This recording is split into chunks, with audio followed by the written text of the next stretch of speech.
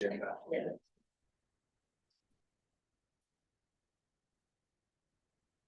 There's two big items. The few factors.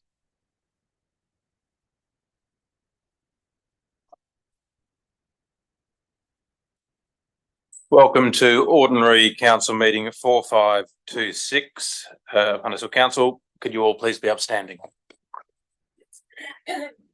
I'd like to acknowledge the traditional custodians of the country on which we meet, of elders past, present and emerging. I now invite Pastor Alex Grancher to give the prayer. Thank you.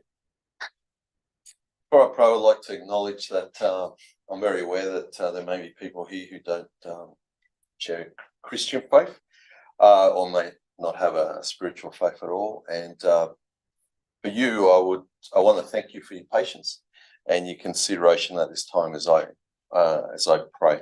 I'd like to read from Hebrews 10:24-25 before my very brief prayer. It says, "And let us consider how we may spur one another on toward love." That's a good Freudian slip there. Spur one another on toward love and good deeds, not giving up meeting together, as some are in the habit of doing, but encouraging one another. Let's pray. Dear God, we're here tonight together for the betterment and better benefit of Hunters Hill Municipality. This is indeed an area we all care about and love. With its location by the water, it is a place of natural as well as man-made beauty. We're privileged to live here and are grateful for this privilege. The Hunters Hill Council is a steward over this area, and so we pray right now for wisdom for those women and men who are in a place to facilitate improvement where it is appropriately needed, and likewise pray for them to protect and preserve those areas which should remain as they are. God, thank you, and make our time together productive and beneficial to our municipality. Amen. Amen. God bless you. Thank you, Pastor. Please be seated. The proceedings of all council meetings in open session, including all debate and addresses by the public, are recorded and webcast live on council's website for the purpose of facilitating community access. Webcast archives are stored and available to the public on council's website. The recordings may be disclosed under the provisions of the Government Information Public Access Act of 2009, the GIPA Act. Members of the public attending a council meeting may have their image, voice and personal information, including their name and address, recorded, publicly broadcast and archived, or as an observer or other interested party, members of the public consent to the use of their image, voice and personal information. Councillors, we are all here tonight, so there are no apologies. Could I ask for declarations of interest? Councillor Sanderson. Yes, I do have one, Mr Mayor. It is item 4.8, the development applications by delegated authority. One of the applications relates to a property that's immediately adjacent to my own home. So that's a significant non-pecuniary interest. Non-pecuniary. That'll be recorded. Councillors, any other declarations of interest? No. We move to the confirmation of minutes. Item 1 on the agenda. Moved. Councillor Williams, seconded. Councillor Quinn. Any discussion? If not, I'll put the motion. All those in favour? Against? That is carried unanimously. There is a mayoral minute. Bear with me. Item 2.1, the Spring Garden Competition. I'll read the mayoral minute. The Rotary Club of Hunters Hill and Hunters Hill Council worked in partnership to reinvigorate the Rotary Streetscape Garden Competition of 20 years ago. As Australia's oldest garden suburb, we felt there was an opportunity to showcase our beautiful green spaces and work with our dedicated local gardeners. Our council, in partnership with the Rotary Club of Hunters Hill, hosted the Hunters Hill Spring Garden Competition recently. The competition provided a platform for Hunters Hill to celebrate its standing as Australia's oldest garden suburb and raise funds for the maintenance and restoration of the historic Hillman Orchard, located outside the Vienna Cottage in Alexandra Street, Hunters Hill. Certificates and prizes were awarded to the Hunters Hill Spring Garden Competition winners and highly commended entrants at the awards evening on Friday, the 6th of October 2023 at the Hillman Orchard for the following categories: Best Balcony and Courtyard Garden, which was won by Margaret Shriver. Best Streetscape Garden, which was won by Carl Ramadi. Best Overall Garden with Help, which was Mary Go. Best Overall Garden Self-Managed, which was Yoshi Unamera. Best Public Space, which was the Happy Hens Community Garden. And the Best Native Inspired Habitat Friendly Garden, which was won by Abby Chambers. The judges were key in founding the integrity of the competition and included locals and horticultural luminaries: Stuart Pittenridge, Deirdre Mowd, Anna Ainsworth, and of course Felicity McCaffrey. Also in attendance at the awards evening was our guest speaker, Sandra Ross, with a cameo by Graham Ross, to discuss the benefits of gardening for physical, mental and social health. On Sunday, 9th of October, the Rotary Club of Hunters Hill and Hunters Hill Council held the Hunters Hill Open Garden Day along with the Spring Garden Competition winners. And special thanks to the historical estates of Millthorpe and Clifton House and Ivy Alley, which were opened to visitors as part of the garden showcase. The event could not have happened without the generosity of the garden owners and the event volunteers. A special thanks to Tracy Dixon from McGrath Real Estate Agents in Hunters Hill for once again getting behind a local community-driven initiative.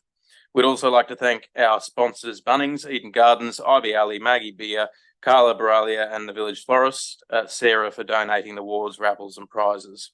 Council also wishes to thank the Rotary Club of Hunters Hill for the initiative, with specific acknowledgement of Pamela Alvarez for inspiring the creation of the event. I might also say that another one of the powerhouses behind the local event was the Deputy Mayor, and without Councillor Crassoy, that certainly wouldn't have happened. A really successful event for its first year back in rotation. So I'm hoping, given how popular it was, that we'll be able to host this as an annual or at very least biannual event. Councillors, is there any other speakers? Councillor Crassoy. Thanks, Mr. Mayor. It was such a lovely event. From the Friday evening awards night, the judges had mentioned in the lead up to it how truly touched they were. And when I say luminaries, they really are gardening and horticultural luminaries that Felicity McCaffrey managed to rope into supporting this judging of this first competition. And the atmosphere was beautiful. And the judges said that every house that they went to, there were some 27 entries, and every house that they went to, they sensed the genuine excitement of the community about getting behind this and getting excited about gardening. I particularly love that one of the categories was native inspired and habitat creating.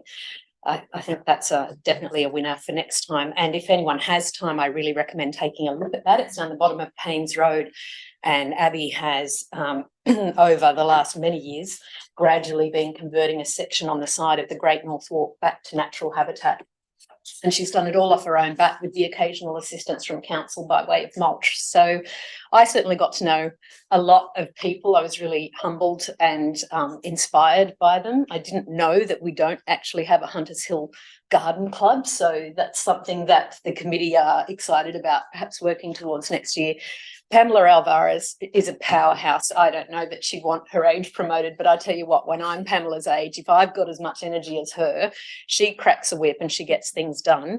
And she has not stopped emailing since the event with all of her ideas and the feedback that she's been getting from her neighbours, friends and the local community and the Rotary Club.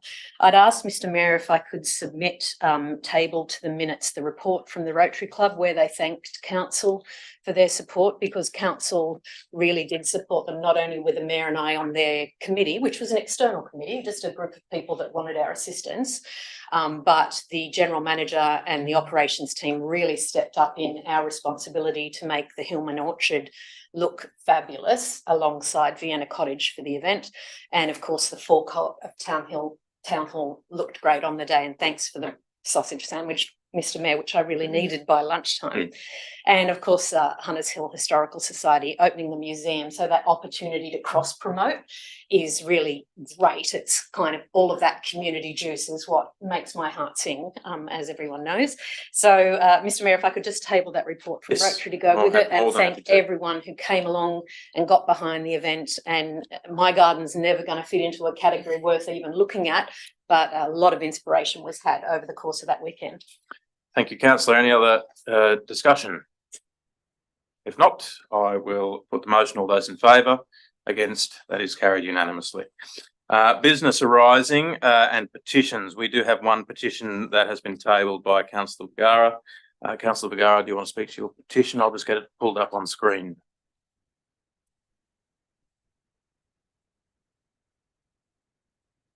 Speak while Yes, you may. Yep. So council has committed to doing a LEP DCP review by way of as a scoping report. On its website, council indicated that a step in that process would be providing the scoping report to council and the community before state government. Council has now provided the scoping report as attachment A to item 4.2. I think it's a slip that the report doesn't indicate that there will be a period of time for community comment on the scoping proposal in accordance with the steps indicated on council's website. So the petition seeks to petition council to allow a period of 7 days for the proposed scoping report to be exhibited on the website or provided on the website. It is already on the website, but to allow time for community comment and for the proposed scoping report and the comments of communities received in writing in that period to then be provided to the state government. Thank you, councillor. That is tabled. Sorry, Mr. Mayor, I might add, I understand, I don't think there's need to say much more because I understand that councillors Quinn and Crasoy might seek to give effect to that petition by way of a foreshadowed amendment to the recommendation in item 4.2. Dealing with that soon enough. Thank you, councillor. That is tabled. Councillors, we do have speakers for items 4.19 and 4.12. Is there an appetite in the room to move those two items up? Moved, councillor Williams. Moved, seconded, councillor Prieston. All those in favour? Against? That is carried. We'll now deal with item 4.2, a report on the status of the LEP DCP review. We have one speaker for this item, which is Mrs. Maureen Flowers.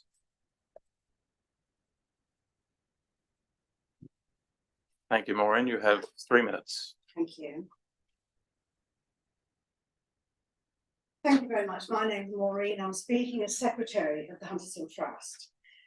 We know that, like us, all our councillors care about the LEP review. It's such an important document that will shape the future character of our unique garden suburb. The Trust, like everyone else, has had very little time to digest and comment on the proposals, but we're very aware that the key community issue raised throughout the consultation period was the importance of maintaining the heritage values, scale, character, etc. of our municipality. Therefore, we all need to be assured that this LEP has the ability to do just that and fully reflects the community's wishes. We're pleased to see some very positive inclusions, for instance, around the ecologically sustainable development principles and the introduction of a C4 environmental living zone, in addition to stronger terminology to limit excavation, improve site biodiversity, and contain urban runoff. There has also been a welcome emphasis on better defined landscaped areas, but we feel this issue has still not been fully resolved. For instance, the lack of specific reference to swimming pools. Are they considered hard landscaping or not? And although there are new rules around deep soil planting, soil volume also matters, plus rules around replacement trees and even replacement hollows, if we are to halt the decline in our tree canopy and bird life. The reintroduction of the floor space ratio compliance will help with limiting the recent explosion in bulk and scale of dwellings. But is there sufficient regulation around the potential for a dwelling to instead sprawl across a site? The reduction in size of the landscaped areas is apparently offset by the new FSR, but the smaller percentage means that buildings could potentially cover more of the lot. There is also nothing to slow the rate of demolition and very little about carbon footprint. We're also concerned about the functionality of the LEP and DCP working together, as there doesn't appear to have been enough time for LEP changes to be tested against the DCP. Both documents need to be revised in tandem to ensure consistency. One of the more concerning features is the excision of existing items from conservation areas. There seems to be a lack of clarity as to what's at stake here, and there should be no decision until the character statements prepared in 2021 have been fully evaluated, as comments from Council's Conservation Advisory Panel at the time do not appear to have been incorporated.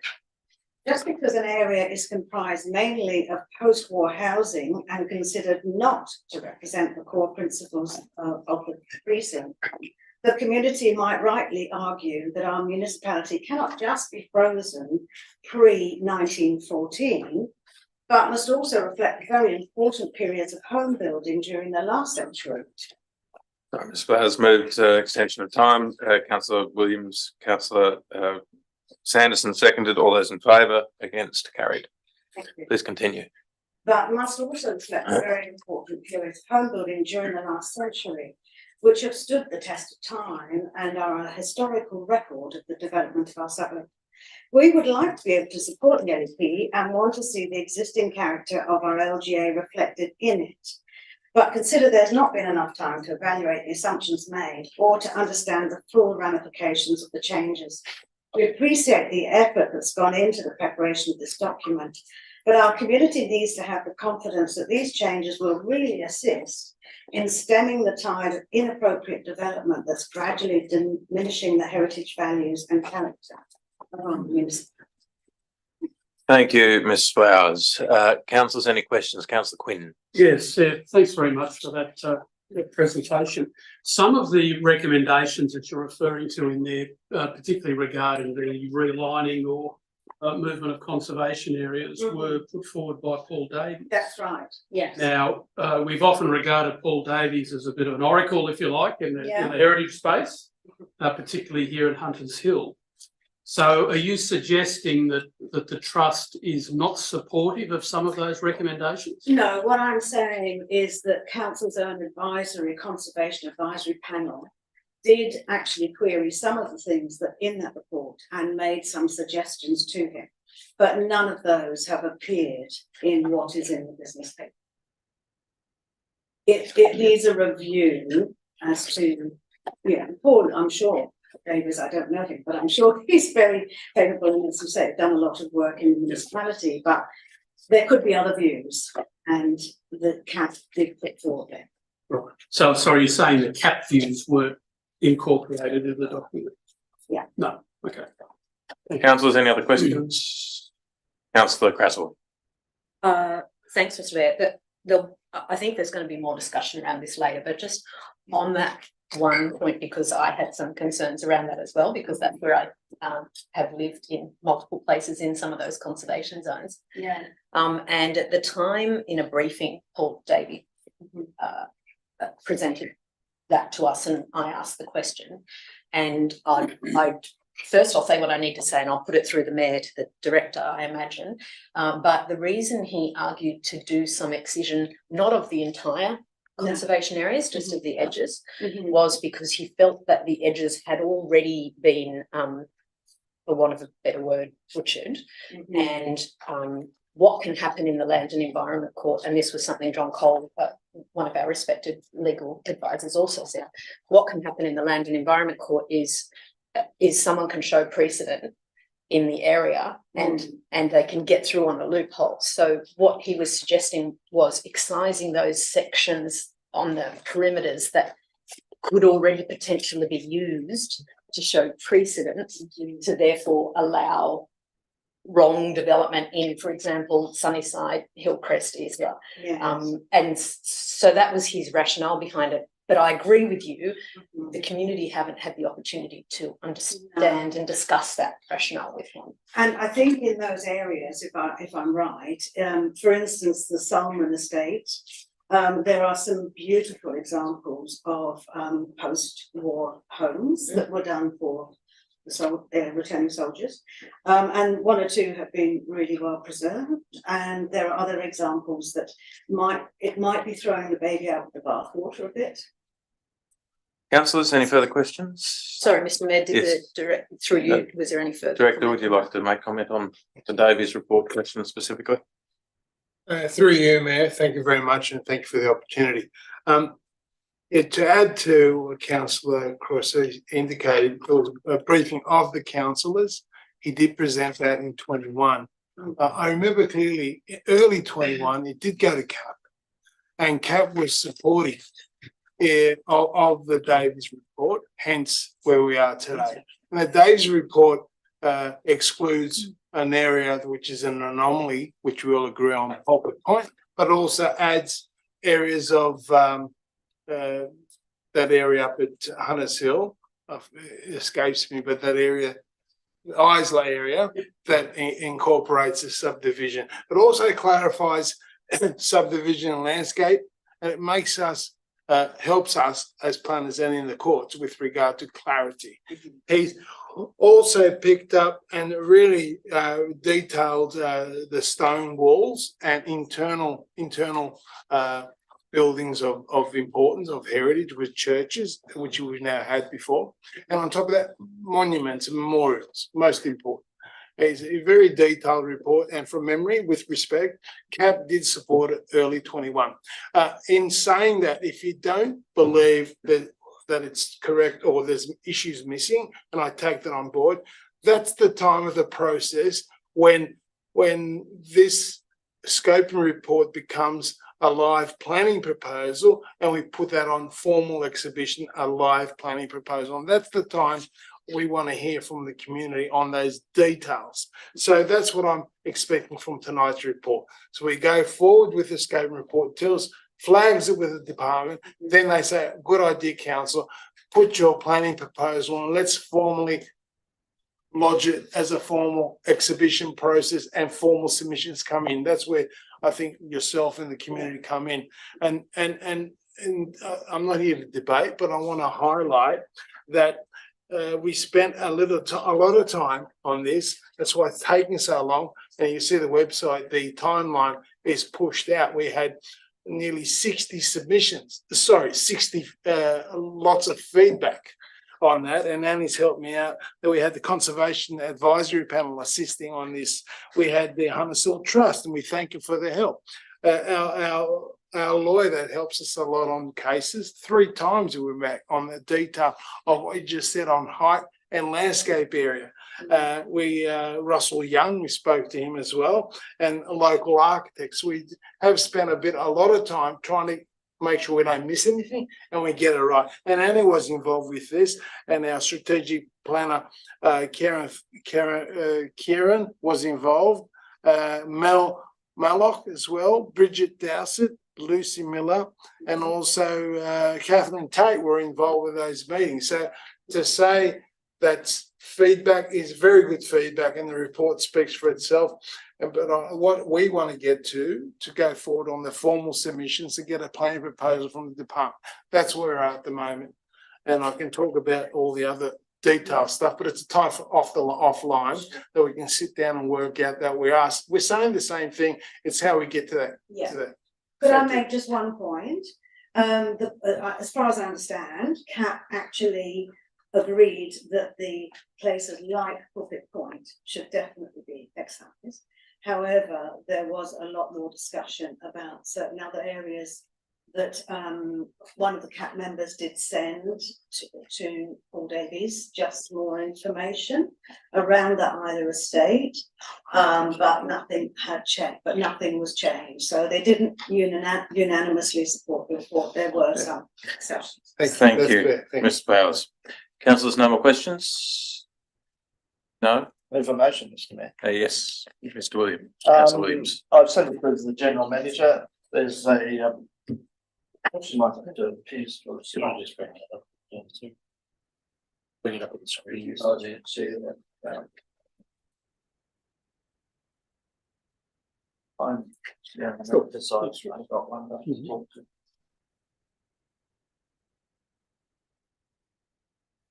Mayor, Can we? want me on? You may read the motion. Yep. Sorry. Be the undersigned wish to move the following motion at the ordinary meeting of council to be held on Monday tonight, 23rd of October 2023. That Hunters Hill Council receive and note the report. 2, note community feedback received to date in relation to the review of the LEP and DCP and thank those who have provided responses. 3, defer consideration of the report under the December meeting of council to allow adequate time for councillors and community to consider the important and complex issues. 4, in accordance with council's community consultation plan, exhibit the scoping proposal for 28 days. And finally, hold a councillor workshop where and where necessary, site inspections to facilitate a better understanding of these changes. Thank you, councillor. This is seconded. Councillor Sanderson, Councillor Williams, would you like to speak to the motion? Yes, Mr. Mayor. I thank the community for the responses that they've provided so far, and I think that's important that we engage frequently with our community. This process has been going on for 3 years now, and we've got a document here that we've been given 3 days to consider. It's fundamental to the future of Hunters Hill, its character, its heritage, and all the other aspects that we enjoy about Hunters Hill. I think it deserves further consideration and an opportunity for both the community to see where it's up to, and secondly, for councillors, like I've got about 50 questions I'd like to ask. If we want to go through them tonight, we'll be here all night. I think it would be appropriate if we could sit down with the planners and whatever and go and get answers to those questions. I think it's important that we get it right, and the best way to do that is further consultation in accordance with our plan, and also to have the opportunity to ask those questions that I think need to be answered before we move forward. It's important that when we go to the department, and I know this is a scoping report, but it's important when we go there that we have the context and the direction and the settings right. I don't think it's appropriate to go there and then come back to the community and then have a whole lot of information brought to council. It needs to be done up front, and I think our commitment to the community through our communication plan is very important. So I don't think it's ready to go forward yet. I'd like to have the opportunity to be involved more in getting further explanation and also contributing some thoughts into the process. So that's the motion. Thank you, Councillor Williams. Any speakers against the motion? Councillor Quinn. It's not us speaking against it, Mr. Mayor, just yet. It's a question, if I may, Yes. to the director. What are the implications if this is not endorsed by council until the December meeting? Are there any implications in terms of timelines that we were committed to do with planning? Mr. Griffith. Yeah, Mayor. This was the timeline and agreed to by the department. This should have happened in March of this year. It was a 5-year. It was a 5-year timeline, and 5 years already passed. So we are backpedaling in relation to that timeline. Like I said before, we haven't started the process. All those issues raised, and I totally agree, will be part of the planning proposal formal submission and exhibition process, which will be on the books, and the department will hear, and happy to talk to the community and have a public, whatever the council wishes. But this is just the you need to start somewhere to lodge it to the department to get a plan proposal of formality. That's the timeline, and that's the intent of this report. If I could ask also, Mr. Mayor, so as suggested by Councillor Vergara earlier with that petition, one of the issues we've got is on the council website, where there is an indicative timeline, and that indicative timeline indicates that one of the steps before we submit it to the department it says a report to council seeking exhibition, and then there is public exhibition. Then there's a review of what comes in from that exhibition, and then it's sent to the department. Through you, Mayor, that's an indicative timeline that was presented back in March of this year. Obviously, because of the number of letters and feedback we received and the time taken and consultation that we've had, it's really pushed it out, and that was our dilemma. So basically, tonight's report provides an updated, revised timeline, which provides the detail that I think everybody's looking at. And basically, one could argue, is that timeline on the website incorrect? No, at that particular time, that's what it was. And tonight, assuming whichever way council goes on the motion, that timeline again changes, and the timeline in their report highlights that. So it's a chicken and the egg and timing issue. So basically, let me start again on the planning proposal. So we need a scoping report to be endorsed by the department. Then that scoping report comes back and says, you're on the right track. You need to lodge a formal planning proposal to follow the guidelines so you can exhibit and receive formal submissions for council to consider, and then we have consultation and whatever. That's the formality of the process going forward.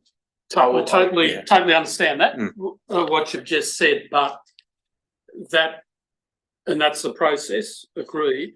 But in terms of what we've put on our website, that is not what's there in terms of the steps before it goes to the department.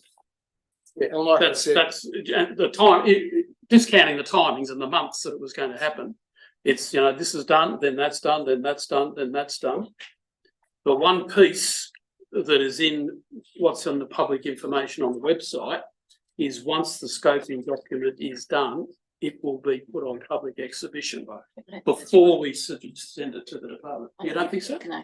Yeah. Sorry, It says on the website, the scoping report will come to both council and the community for comment. Not exhibition. Right, for comment before it goes to the government. Exhibited is the plan. So councillors, can I just, before you speak, Deputy Mayor,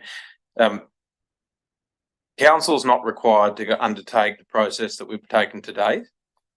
In the normal course of events, councils consider something to go to the scoping document to go to the department, and then the time for submissions is during the formal submission period. Council and the staff, in good faith, has gone to the community really early in this exercise, which is not a requirement. It's because we want to get the scoping right, and we want the feedback to be reflected in the document that's been prepared today. So the staff have gone above and beyond to make sure that this document has the veins of the community sentiment that's out there, and the amount of non-formal submissions, but suggestions, because they can't be submissions because it's not a formal process, that have been received today are reflective of that, and they're reflective of what is in the report. I will just say that the staff have done an amazing job in compiling all that and preparing the submissions to date. I'm in your hands, but I did think it was worth noting that this is not something that is the normal course of a council planning proposal to make amendments to an LEP DCP. It's something that we've done above and beyond our requirements. Councillor Cresswell. Thanks, Mr. Mayor. I won't speak against the motion, but I would like to foreshadow an amendment to the original recommendation. Yes, councillor. I did just email it a few minutes ago, so it mightn't have come, so I'm happy to talk it through. It's in the system. It went to the system. Can you just talk that? If you could just pause a moment while we put it on screen. Through Mr. Mayor, my apologies, Deputy Mayor, I have made an error there. I thought you were referring to the other one. I didn't receive that one in time for walking in here. So can you speak to it? I'll speak to it. Can we just pull up, sorry, Sarah, just pull up the original motion as per the business paper. And my apologies for that. I had written it and decided not to submit it. But then listening to the beginning of the debate and the community feedback, but more importantly, having the opportunity to hear the director's comments, which when we had the report back in 21, you weren't here. And so I really appreciate everything you've just said, which is why I'm foreshadowing this. Councillor, for cleanliness, can I perhaps request, if you feel comfortable, Yep. That I have also, based on our discussions last week, sent through a proposed amendment to item 4. Yep. I don't know if you had a chance to read that. That's in relation to the outdoor dining. Yep. If you are going to foreshadow That you want that put in there. Otherwise it outdoor has to be amended at the Again. time. So Okay. if you're happy to Sure. also. That came to all councillors this Yes, it did. afternoon. It Yeah. did. So I'm not going to read that out because I assume it came to all councillors. Yes. So you've got that. Yeah. Yeah. Thank you. So my foreshadowed amendment to the original recommendation starts at point 4 and says that the attached scoping proposal be made available on council's website. Can we just go slow, councillor? Councillor So, yeah, Preston. fine. Councillor, can I just. Thank you.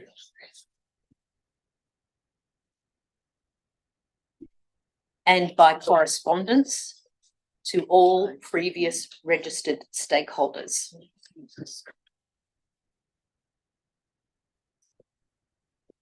Or previously registered stakeholders.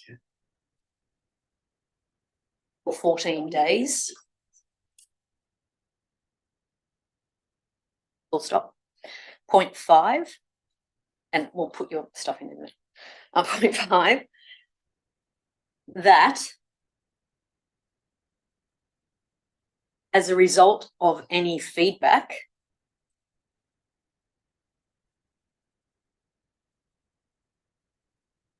recommended variations to the scoping proposal be added.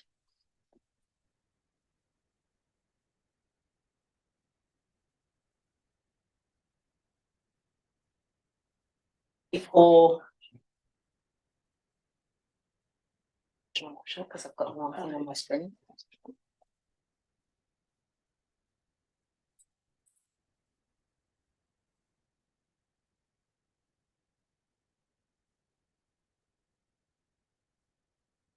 Before being referred to the Department of Planning Environment for review.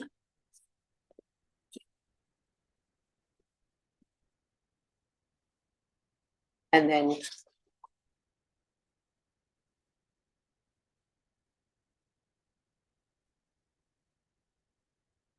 the council's website be updated to reflect the next steps and future opportunities for further consultation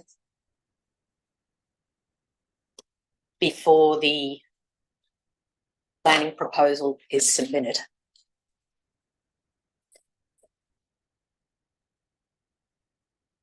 The consultation before the planning proposal is submitted.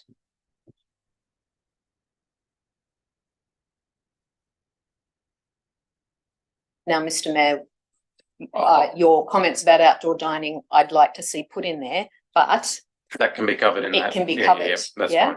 fine. Councillor Vigaria, your petition, I feel, is covered in Yes. that. So that's my foreshadowed amendment.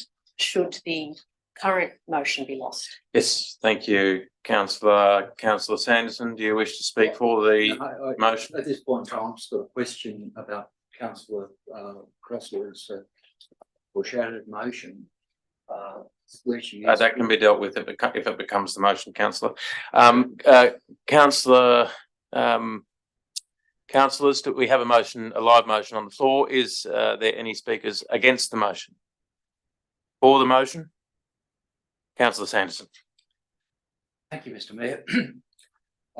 Look, I was very pleased to look at some of the submissions council from the community. They have been excellent. As we've already seen, I too received the message from the new president of the Huntersville Trust regarding what was on council's website. I think it's important that we follow that precisely, which means that we have to give the opportunity to have some input before we go to get to the stage of even submitting the scoping report. The other point I strongly make is that planning proposals and developing LEPs is an iterative process. And if you're a non person like me with an engineering background that came, studied law later on, iteration means that you make changes progressively. And the way it will work is because there'll be some sort of control as to how you come back to your final outcome. The bigger changes will be early on. So I think it's important that we have the opportunity to make significant changes now. I believe we do need significant changes to what's been proposed. I have grave concerns about a number of things that have been proposed and some of the logic that's in the scoping report, in particular in relation to landscaped areas. If you compare that with a council like Mossman for land areas that are similar to our own, rather than that being I think they don't distinguish between foreshore and non-foreshore.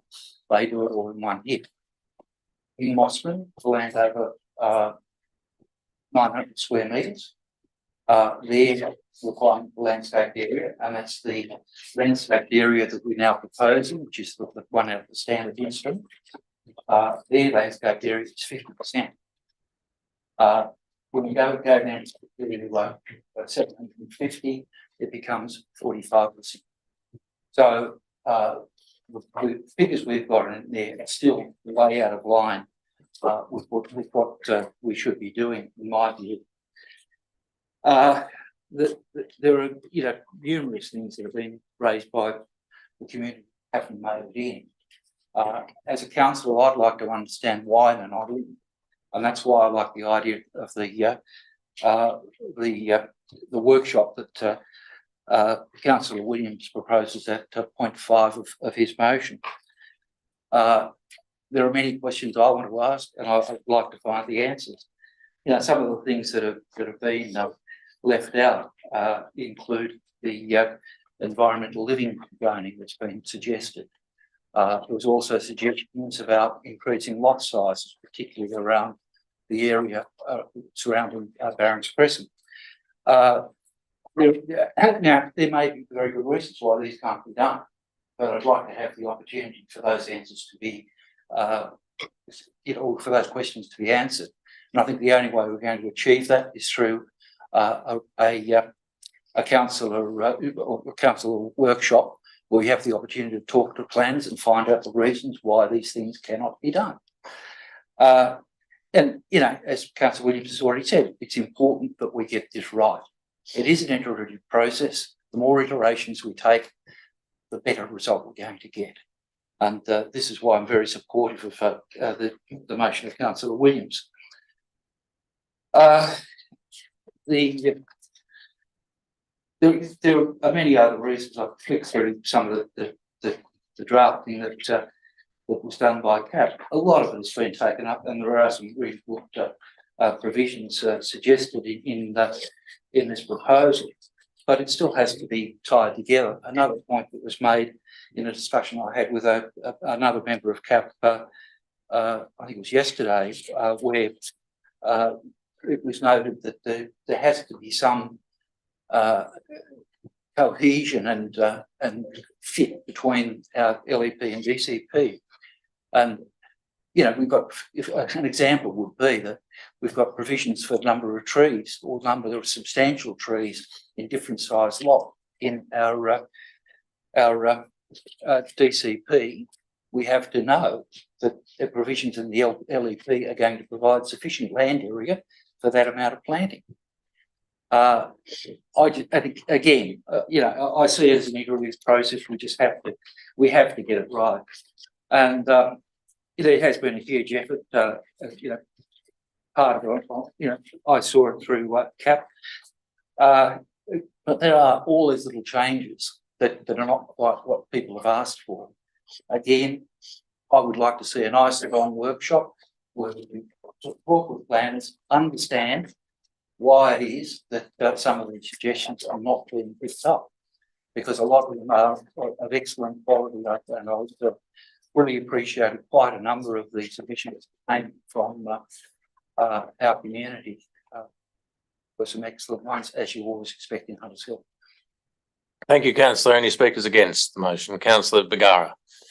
The council's community participation plan, which applies to the planning functions of council, indicates that that plan, which relates to community participation, applies when there is a draft plan prepared. We are well before that process.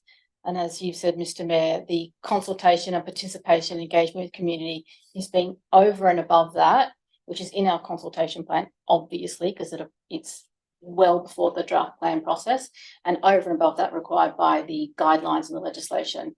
The appropriate place, as per our community participation plan, for this type of iterative consultation and detailed analysis is preparation of the draft plan. Thank you, councillor. Any speakers for the motion? Against the motion? Right of reply, councillor Williams. Thank you, Mr. Mayor. This will be set in concrete for a long time. And as I've said, we need to get it right. And we don't need to be hastily running into getting this thing finished tonight to go to a scoping report. I think it's fundamental to the way this council works and its relationship with the community that, as Councillor Sanderson says, it needs to be an iterative process. I have major issues with the scoping document as it currently stands, and there is no ability at this meeting to go through those issues, and as Councillor Sanderson again said, to find out the reasoning why these things aren't included. And if you look at the detailed table where the responses from the community are listed, many of those are not even spoken to, and certainly not included in the report. I think I can't support the foreshadowed motion because I can't support Paul Davies' report. I don't think it meets the requirements of Hunters Hill. I can't support it. I can't support the landscape provisions that are in the current report. They're just some of the obvious issues, but I could run through them. There's a whole lot of things that I would like explanations for, and I think Councillor Sanderson's point that let's find out why these issues are in there or not in there. So to me, it's not about racing ahead just to meet a timeline. This thing's been going on for quite a long time, and we need to be able to delve into what's here and to wait to the next stage. You're starting to set things in an irreversible process that council hasn't really incorporated a lot of the community concerns already. So what's the mechanism to do it after the planning proposal goes on exhibition? I think this council has a tradition of being engaged with its community. I think it's important that we send this document back out to the community to get their feedback. And I really would like to have an opportunity to sit down with the planners and go through some of the issues, because I think there's some fundamental flaws in this document as it currently stands, and they will not bode well for Hunters Hill into the future. There's opportunities that aren't here either, that have been lost in the process. There's inconsistencies. So I guess this is not going to pass tonight. I think it is in the spirit of the petition to seek further community consultation. It's a bit more thorough than what's in the petition, but I urge councillors to engage with the community on this issue, and the councillors to engage with the planners to understand what's in there and why it's in there, and what's not in there and why that's not in there. Thank you, Mr. Mayor. Thank you, councillor Williams. I'll now put that to the vote. All those in favour? Against? That is lost. There is a foreshadowed motion. Councillor Crassoy. Thanks, Mr. Mayor. Sorry, can we just pull that up? Sorry, councillor. Not at all. While it's being pulled up, I actually do have a question Yes. through you, Mr. Mayor, on the next steps that happen after this, if this foreshadowed motion succeeds. On the next steps from here until Hunters Hill has a final published document that is the new LEP DCP. What are they? Yes. Yes. Thank you. I will ask Mr. Greppers to run through the process. Thank you, through you, Mayor. Page 22. The next steps of the planning proposal process. So the scoping, the final scoping report will go to the department. They'll review that, then they'll write to us and state, go ahead, lodge a planning proposal. Then we go through the process of that formality, the formal application, which incorporates formal exhibition. We take on board the exhibition and request for submissions. Then we look at the submissions and then report back to council on the draft planning proposal and see what the changes are, what the community has said. And then council makes a final decision on the planning proposal, the final outcome on the amendments of the LEP. At the same time, we'll definitely alter the DCP so we can talk to each other. And then we can, again, either amend it, go back to the Department of Planning, and then they might ask us to review it again. We come back again, another report to council, another submission process, and then it goes on exhibition. And when it's finalised, then council makes a decision to adopt a planning proposal on the amendment, the LEP. Then that goes to the Department of Planning and the minister signs off that legal document. Okay, so can we just go back a step, just for clarity? After we've done the consultation and developed what we want to submit to the department, it then comes back from the department for further exhibition, or no, it then comes back to from the department for council to endorse? Sorry. The department, we lodge a planning proposal to the department, we go on exhibition through that process. Yes. Then the council makes a decision on what the outcome is, and then we take that to the department for final endorsement, and the minister saying there's sometimes two bites of the cherry, two times, so there might be opportunities where council has another bite of the cherry to have a look at it again, because there might be changes, whatever. But that's the process of it. The council makes a recommendation and decision on the final outcome of the draft planning proposal. Then it goes to the planning department for the minister to sign off. Thank you. Thanks. Councillor Crassoy. Thanks, Mr. Mayor. So the reason I propose this amendment is because, sorry. We've got a second to go. Oh, I was taking it as reading the motion. Is there a second to the motion?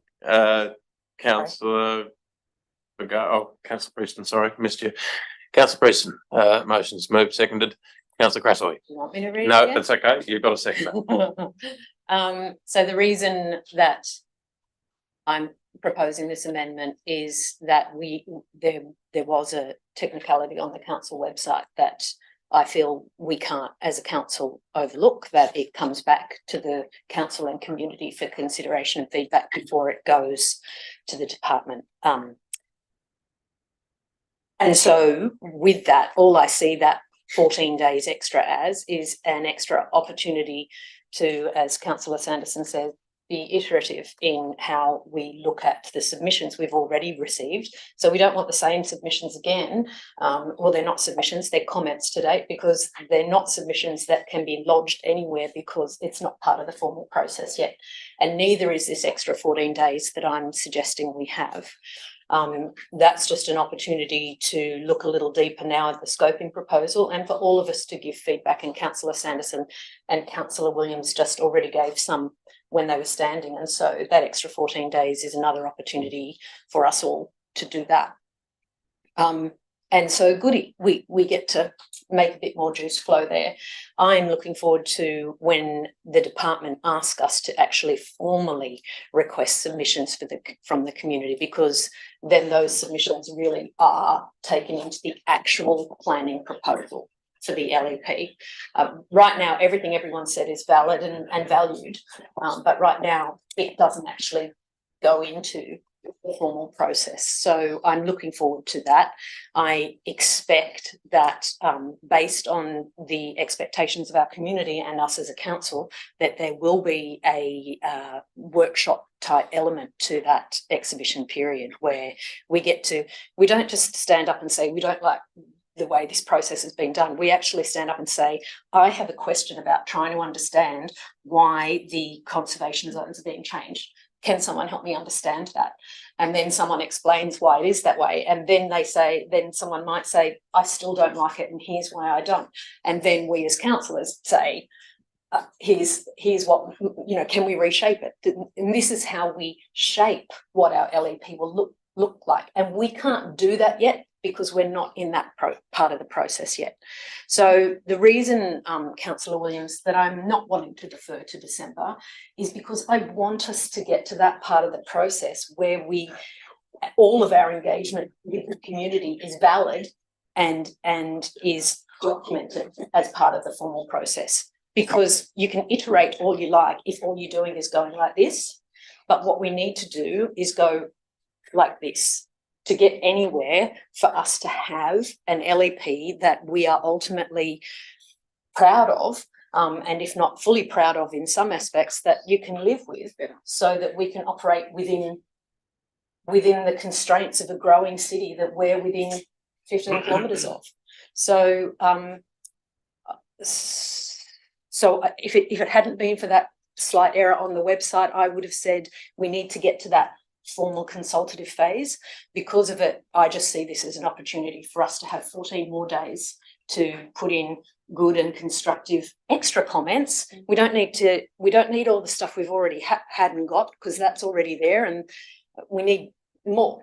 And so that's the reason I propose that.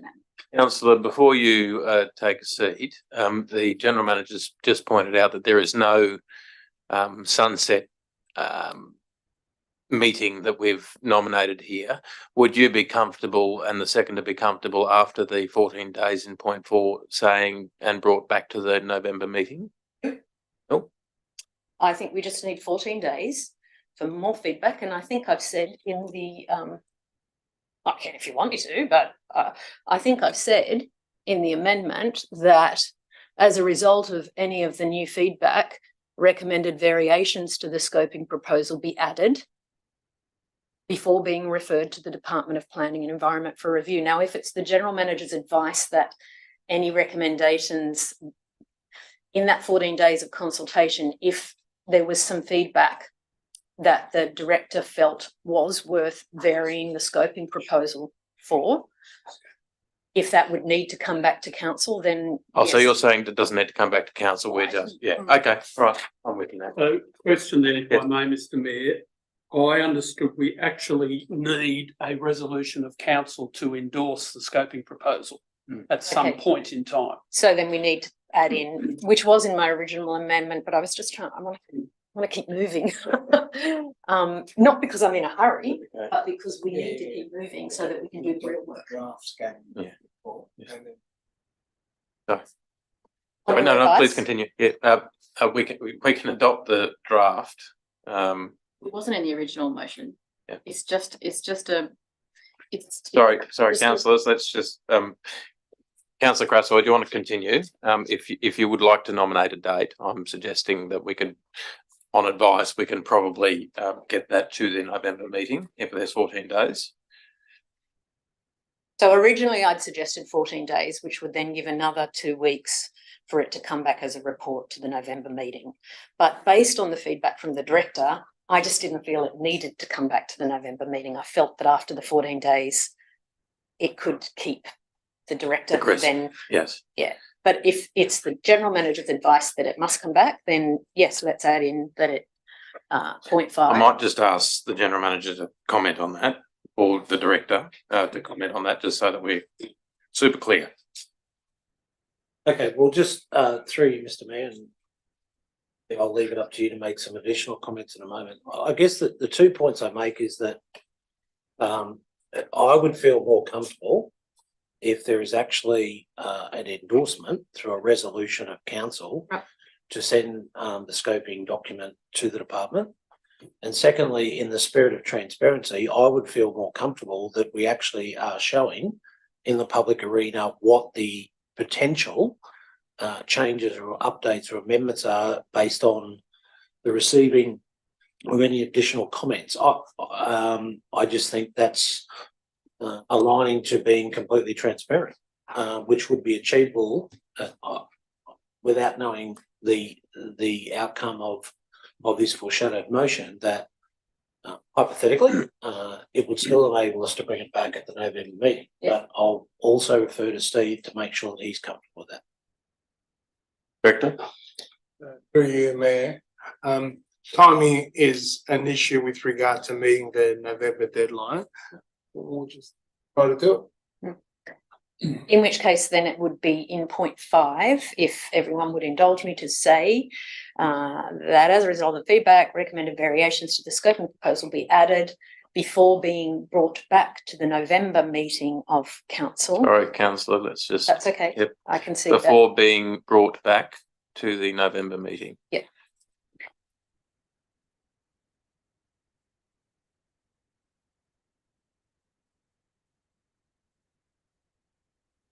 Council. For referral to the department. Or endorsement and referral to the department.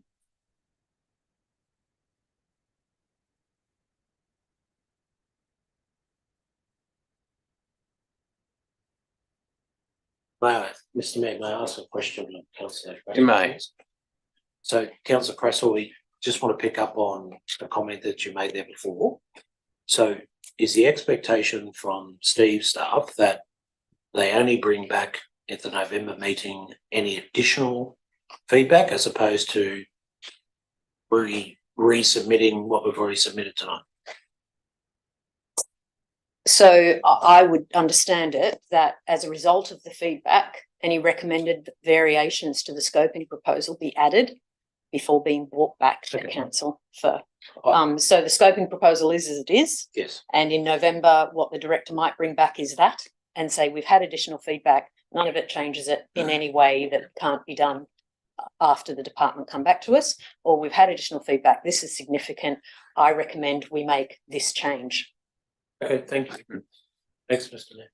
Thank you. Councillor Quinn. Question, if I may, Mr. Mayor. So in the report that has come to us tonight, it gives the timeline from here on in preparation of the planning proposal from November to January 2024. So that's probably now going to get pushed out a month, possibly.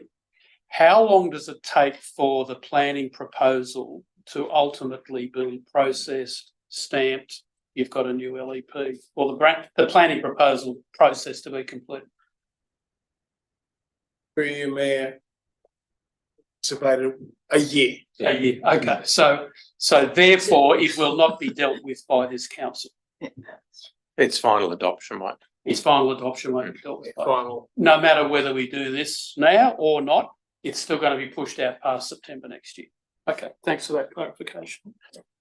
Thank you, councillors. We know the motion that is on the floor. It's on the screen. Any speakers against the motion? Councillor Sanderson. I just have a question at this point in time in relation to the 14 days. Is there any conflict with the 14 days and our councillor report? I will throw to the director, but again, given this is not a formal document and this is just inviting comment, I would err on the side of no. It doesn't actually have any policy that relates to it at all.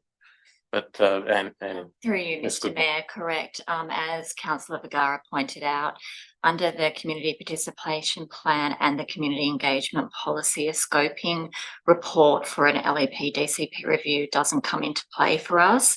It's only on strategic land planning documents such as master plans and LEPs once they're made for public exhibition and consultation. So to answer your question, 14 days is okay to do if that is council's wish. It does not need to be 28 days.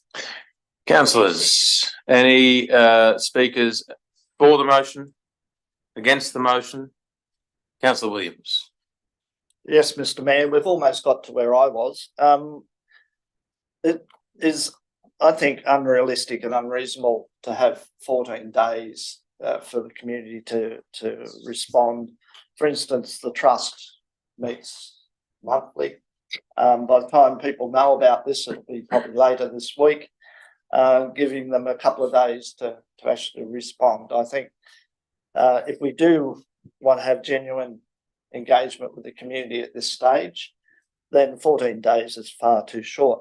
As I mentioned before, I cannot accept adoption of the Davies report.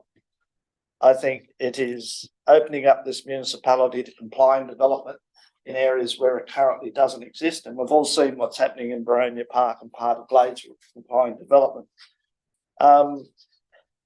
It is also creating a hodgepodge within the municipality of areas that are conservation, those that aren't.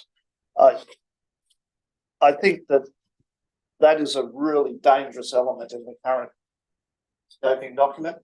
And if we adopt this report, then that becomes council's policy, and I can't accept that as being a reasonable way forward. I again come back to this point that engaging with the community is important, and it's got to be meaningful.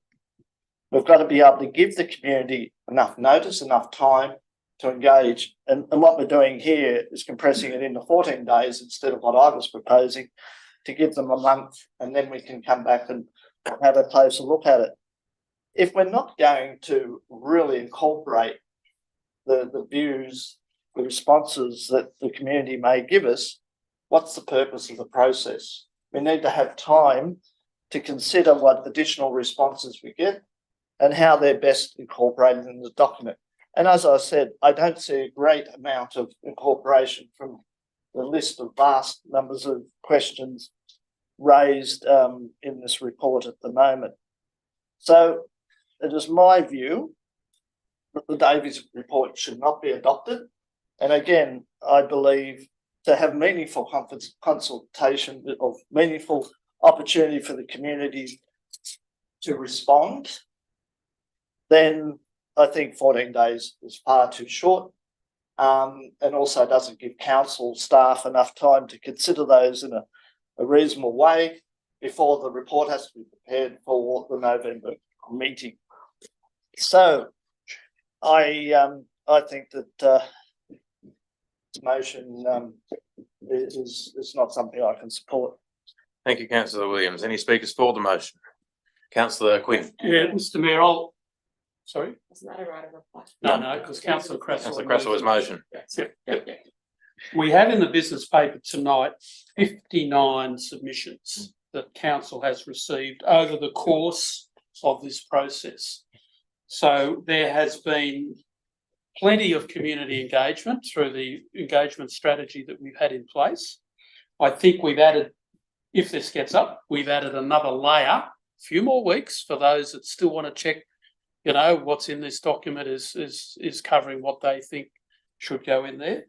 But then we've still got another whole round to come later on when the whole planning proposal process gets underway, when I'm sure there will be a lot more things that will come out from the detail of the community. So I'm at ease with what's now proposed tonight, and I will be intrigued to see what comes out of that next stage of the process when we have experts like Paul Davies, who is often touted as the oracle of a lot of the heritage things that we do here in this community, versus the opinions that are contrary to that.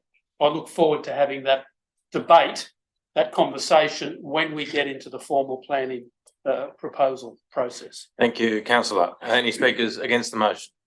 Oh. For the motion? Councillor. Question, if I could. Yes, councillor. Through you, Mr. Mayor, with the scoping report to better understand, we go in with the scoping report. At a later stage, could we do significant things like delete some of the proposals to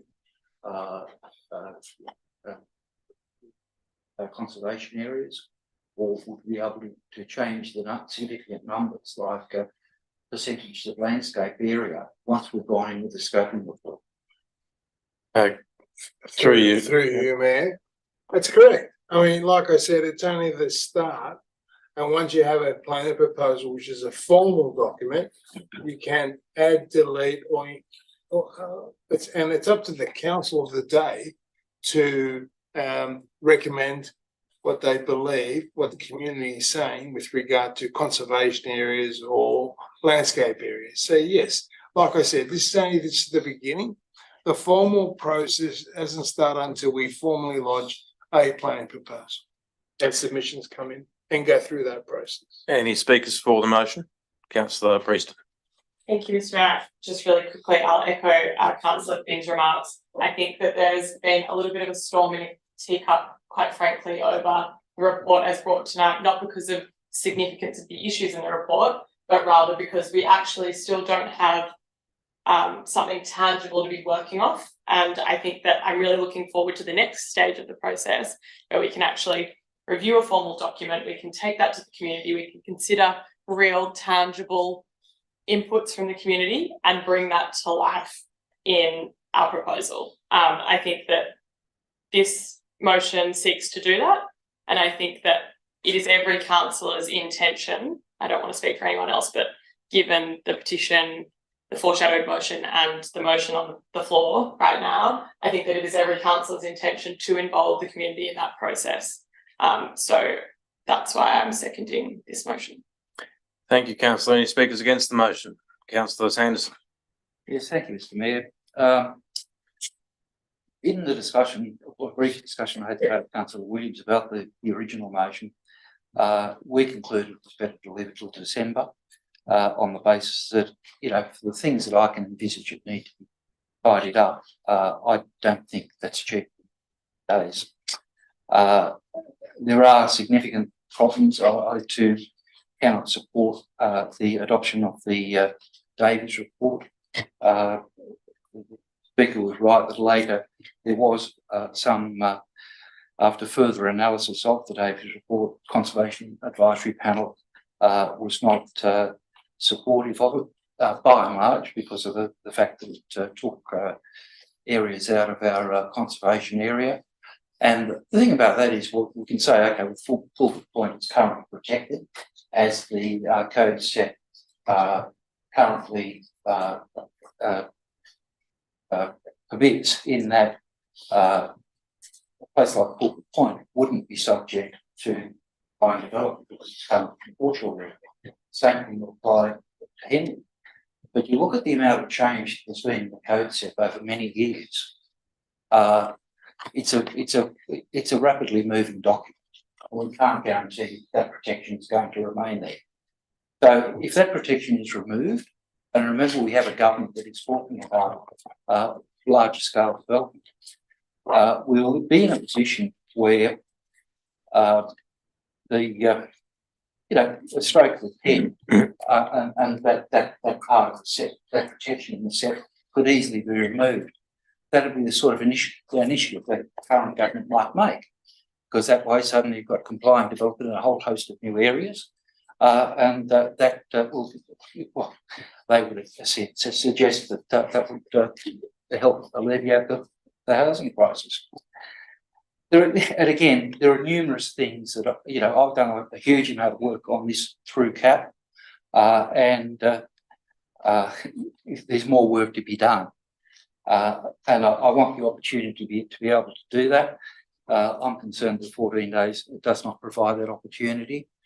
I'm delighted that the what's in the paper tonight has picked up a lot of my work. But there are, that work was at the end was prepared in a quite hurried fashion because we were quite late finding out that the submissions had to be in by the 29th of May. Some of that I think needs to be reconsidered, but again, the LEP is the most important document that this council will ever adopt, as far as I'm concerned. It's something that needs to be finessed. It's something that we need to take the greatest care of. I think the original motion that Councillor Williams proposed was the best way of handling that. And as far as I'm concerned, there can never be too much communication. Some may know that I wrote an article, and it's funny enough, I had 2 articles in weekly times at different times, both with the same title, listening to our community. Or listen now, and it means that we're going to have a lot of work to do in the next 14 days, but I hope we have the opportunity things in and get this document a bit more tidied up. As I've said before, it's an iterative process. The more iterations you have, the better result you get. And as I see it, there is still a fair bit of work to be done in the very first iteration. Thank you, Councillor. Any other speakers for the motion? Against the motion? Right reply, Councillor. Thanks, Mr. Mayor. Thanks, councillors and Councillors Williams and Sanderson for your proposed motion as well, because I think at the end of the day, what we're all trying to get here is a good LEP. And I believe that this process is the correct one to ensure that the consultation we do is documented and rich and of value, and that we don't burn our community out on engagement and engagement fatigue when actually the legal and binding part of their feedback comes next. So we must get to that point, and we must not do it at our December meeting when I guarantee all of us will be saying, Council dropped this on us right before Christmas, and we can't delay it until the February meeting when we will all say, Council's dropped this on us at the start of the year, and we can't delay it until July when we will all say, Council's dropped this on us right before an election, and we can't postpone it till the start of the next term of council when all the new councillors will say, I don't know what's going on, let's start again. We must keep moving, and we must have good formal community engagement to do so. The feedback has been rich. Council's message has always, in my term of council, has always been clear that we value and appreciate the strong voices of our community. We don't always agree, but we need a multitude of voices and feedback to make good decisions to inform this document that we are all going to work together on. So please just let's move forward. Councillor Sanderson, everything that you said will have its time to happen here. So please don't be disappointed, because everything that you said will have its time to be spoken. So I amend this. Thank you, Councillor. I'll now put that motion to a vote. All those in favour? Against? That is carried. Pity.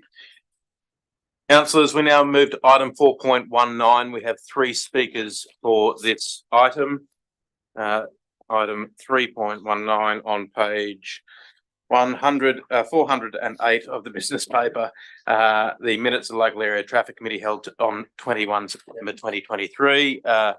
We have Mrs. Lynette. Sorry. We have 1 speaker here. The other 2 are to be read out. So Mrs. Artemis Zakos.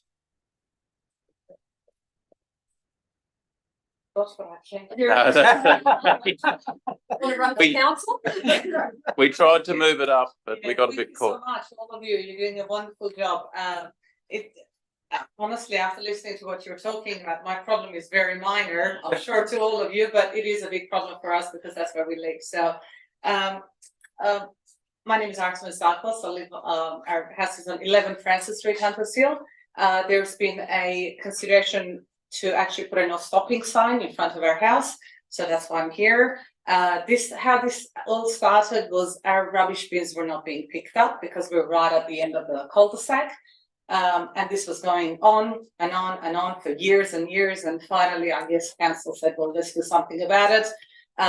And one of the considerations was, let's put a no stopping sign in front of the house. Well, it's actually on the eastern side, on the other side, which then comes right in front of our house. Not a problem at all to put a no stopping sign on the other side. However, our house is right at the end of the cul-de-sac. One of the reasonings was that it's actually a dead end and it's a turning circle at the end, and we need the trucks to do a turn. Well, it's actually not a turning circle at all. The trucks cannot turn at all there. It's just a dead end. If trucks do come there, which they don't because we are the last house, no truck actually goes past our house, they cannot do a U-turn. They actually have to reverse back. So to actually put a no stopping there because there is a turning circle, well, it is not a turning circle. If the council wants to later on make that a turning circle because there is a reserve, I think that would be a great idea, but that's costly, and I don't know whether or not you want to think about that. I'm basically here just to say that please consider not to put a no stopping sign in front of our house. That's the only place we have to park. And there is a very small area that has been designated as a parking for us. It will only fit a mini, most probably, not even a proper car, and it won't even allow us to get out of our garage. So please consider, there is no need for no stopping right at the end. We've never had any issues for cars parking at the end of the street. Nobody has ever complained. That had nothing to do with the rubbish trucks. So I don't know where that came about. The rubbish truck doesn't even come there. There's been a solution for the rubbish trucks, which I thank you all for it. It's great. If the rubbish truck cannot come in, they're going to stop and actually walk to pick up our bins. So thank you so much for it, and I hope that happens because it didn't happen again last week. But anyway, I'm just so tired of ringing. Our bin was not picked up. But please consider, if there really is no reason to put a no stopping sign, if you are going to put it, the other side is fine. I think that has to happen. Nobody ever parks there anyway. So whether you put a no stopping sign there or not, we're all sensible people. Nobody ever parks there. But the end, it's going to be in front of our house. We have nowhere to park. So that's all. That's why I'm Thank you, Mrs. Zakos. Just so that we're clear, you're happy for the no stopping sign to go on the other side of the street? That's not a problem. Nobody ever parks there anyway. So whether or not you want to spend the money to get the traffic authority to put a sign there, that's not nobody ever parks there anyway. Would those neighbours on the other side of the street? There are no neighbours. Okay, right. It's just bushland. So Okay. That's the reserve with Yeah, it. okay, yep. So nobody ever parks there. So I think the solution was already there. Like we came to a solution about the picking up the bins. I thought that was great. I suggested for the council maybe I know it's contracted out, possibly for the contractors to get smaller trucks. I mean, considering Hunters Hill we've got small, narrow streets everywhere. We're not the only one that has narrow streets. Our street is actually considered to be wide compared to some other streets. So I don't even know how those trucks get into those really narrow streets, but they're crushing cars.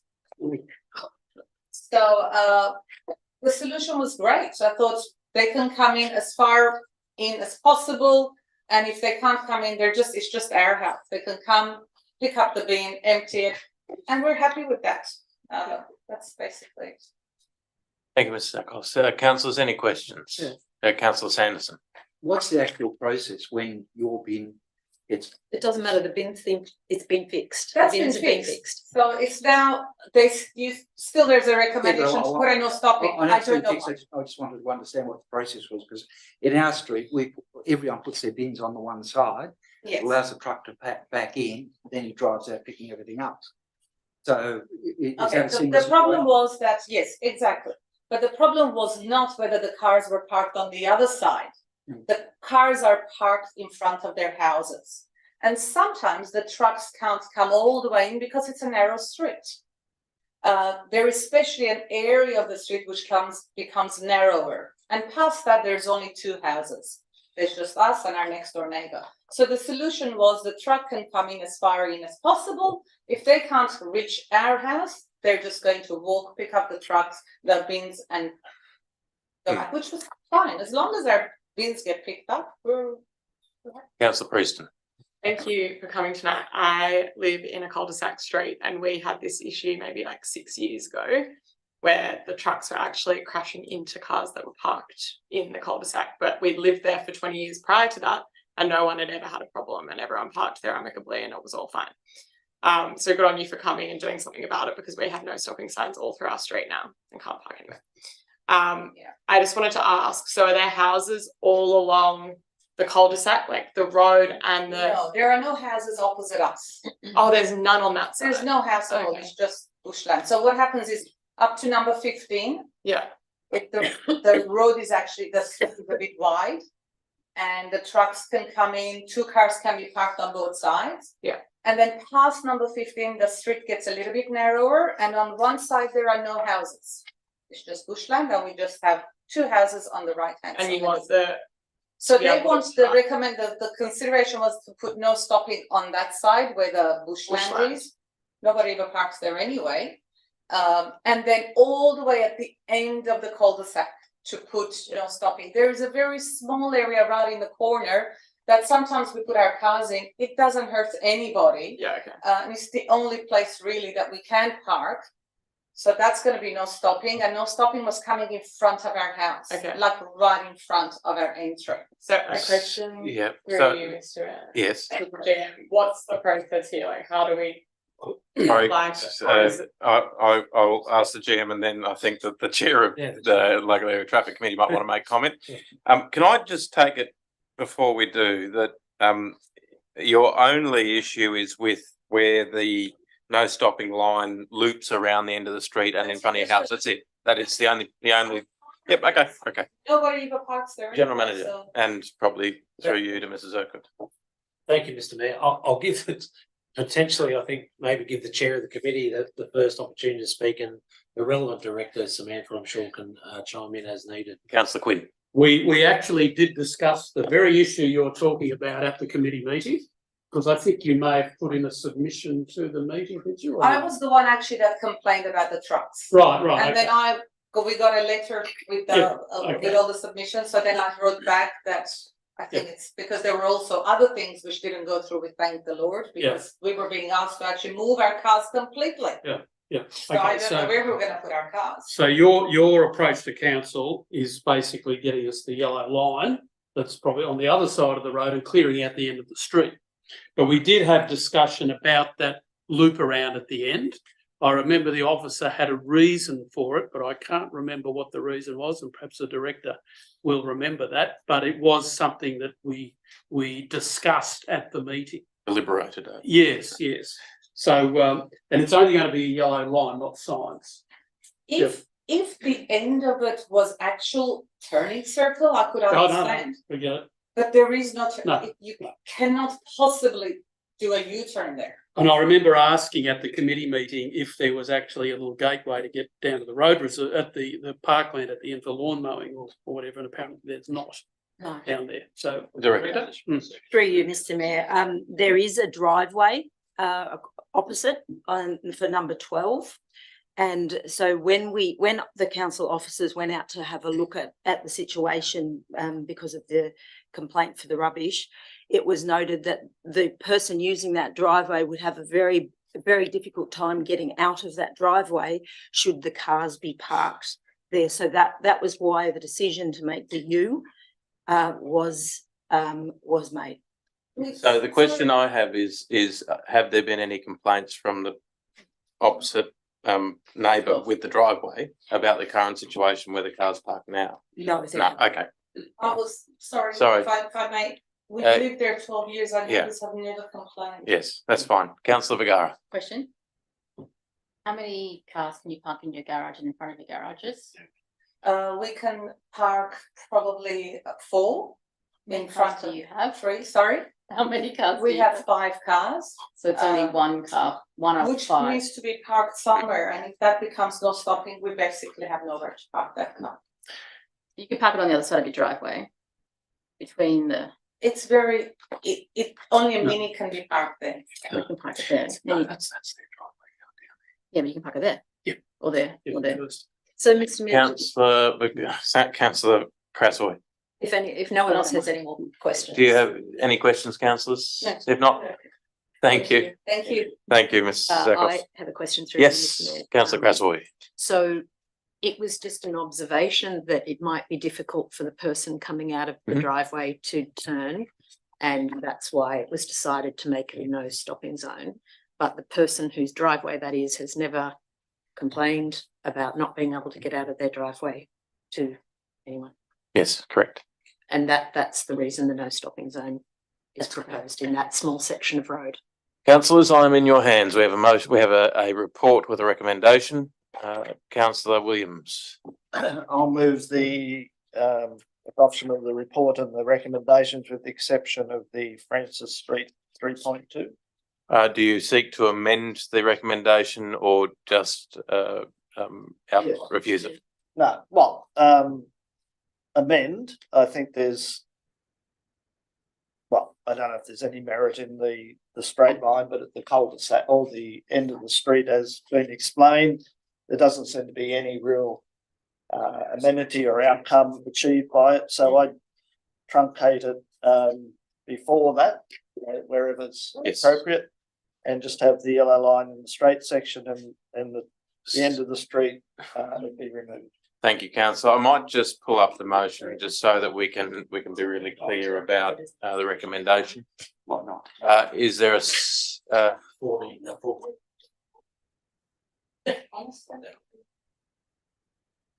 Right now.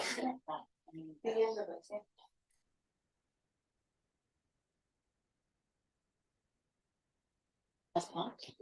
There is a driveway. It's the L, it's the L shape. In there and there. See? There. That's where they park their car.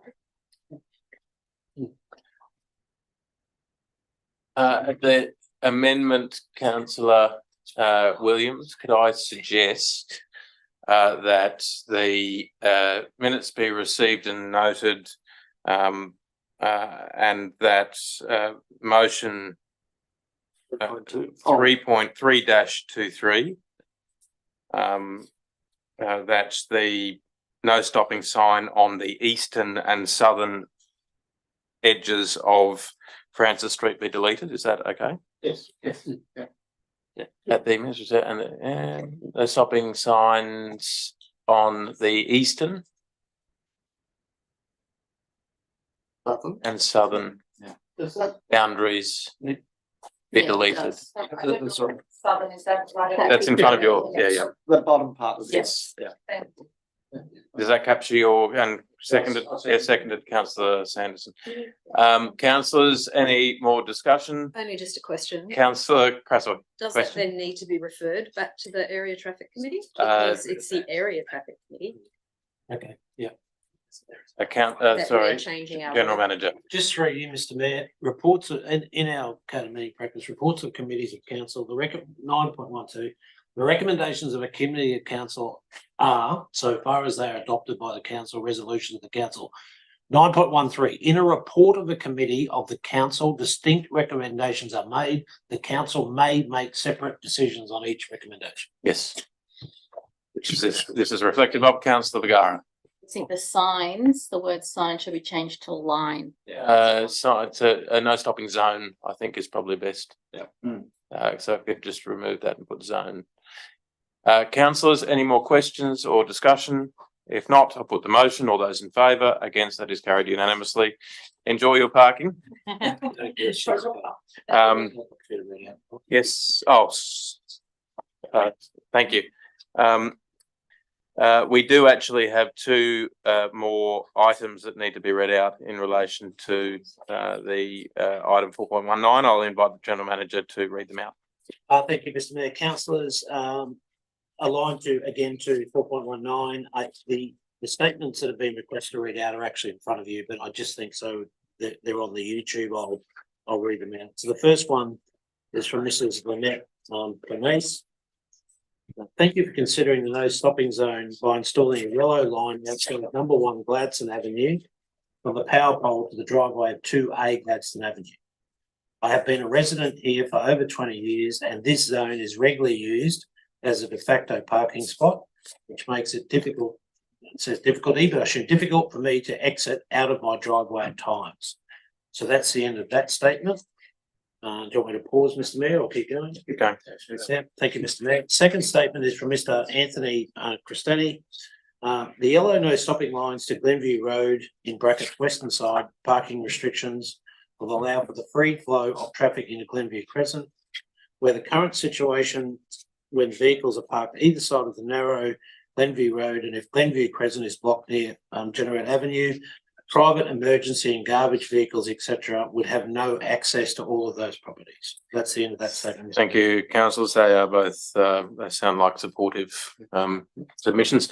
I now move back to items in part 3. Item 3.1, notice of motion on the Montefiore planning proposal, moved by Councillor Williams. Councillor Williams.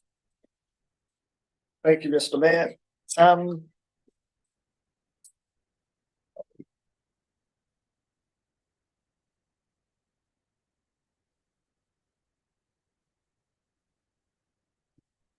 Yes, Mr. Mayor. It's self-explanatory, but it's follow-up from council's decision at the previous meeting that there were issues that need to be clarified and resolved. I understand that some of the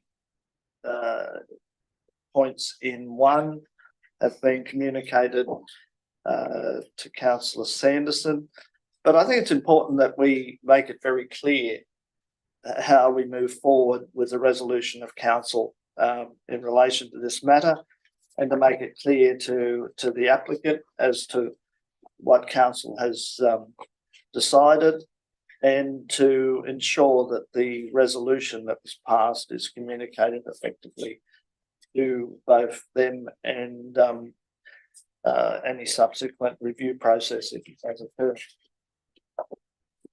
Thank you, Councillor Williams. Any speakers against the motion? For the motion?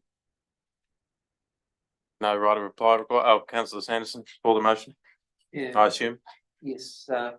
Look, council made a very important decision at its last meeting, and I'll start by apologising that I was remiss in one area in the debate, and that was that both Councillor Quinn and Councillor Williams spoke very strongly to say what an important part of our community the Montefiore is, and I think it's important that we leave the doors open and say that they're welcome, and I'll be delighted to look at a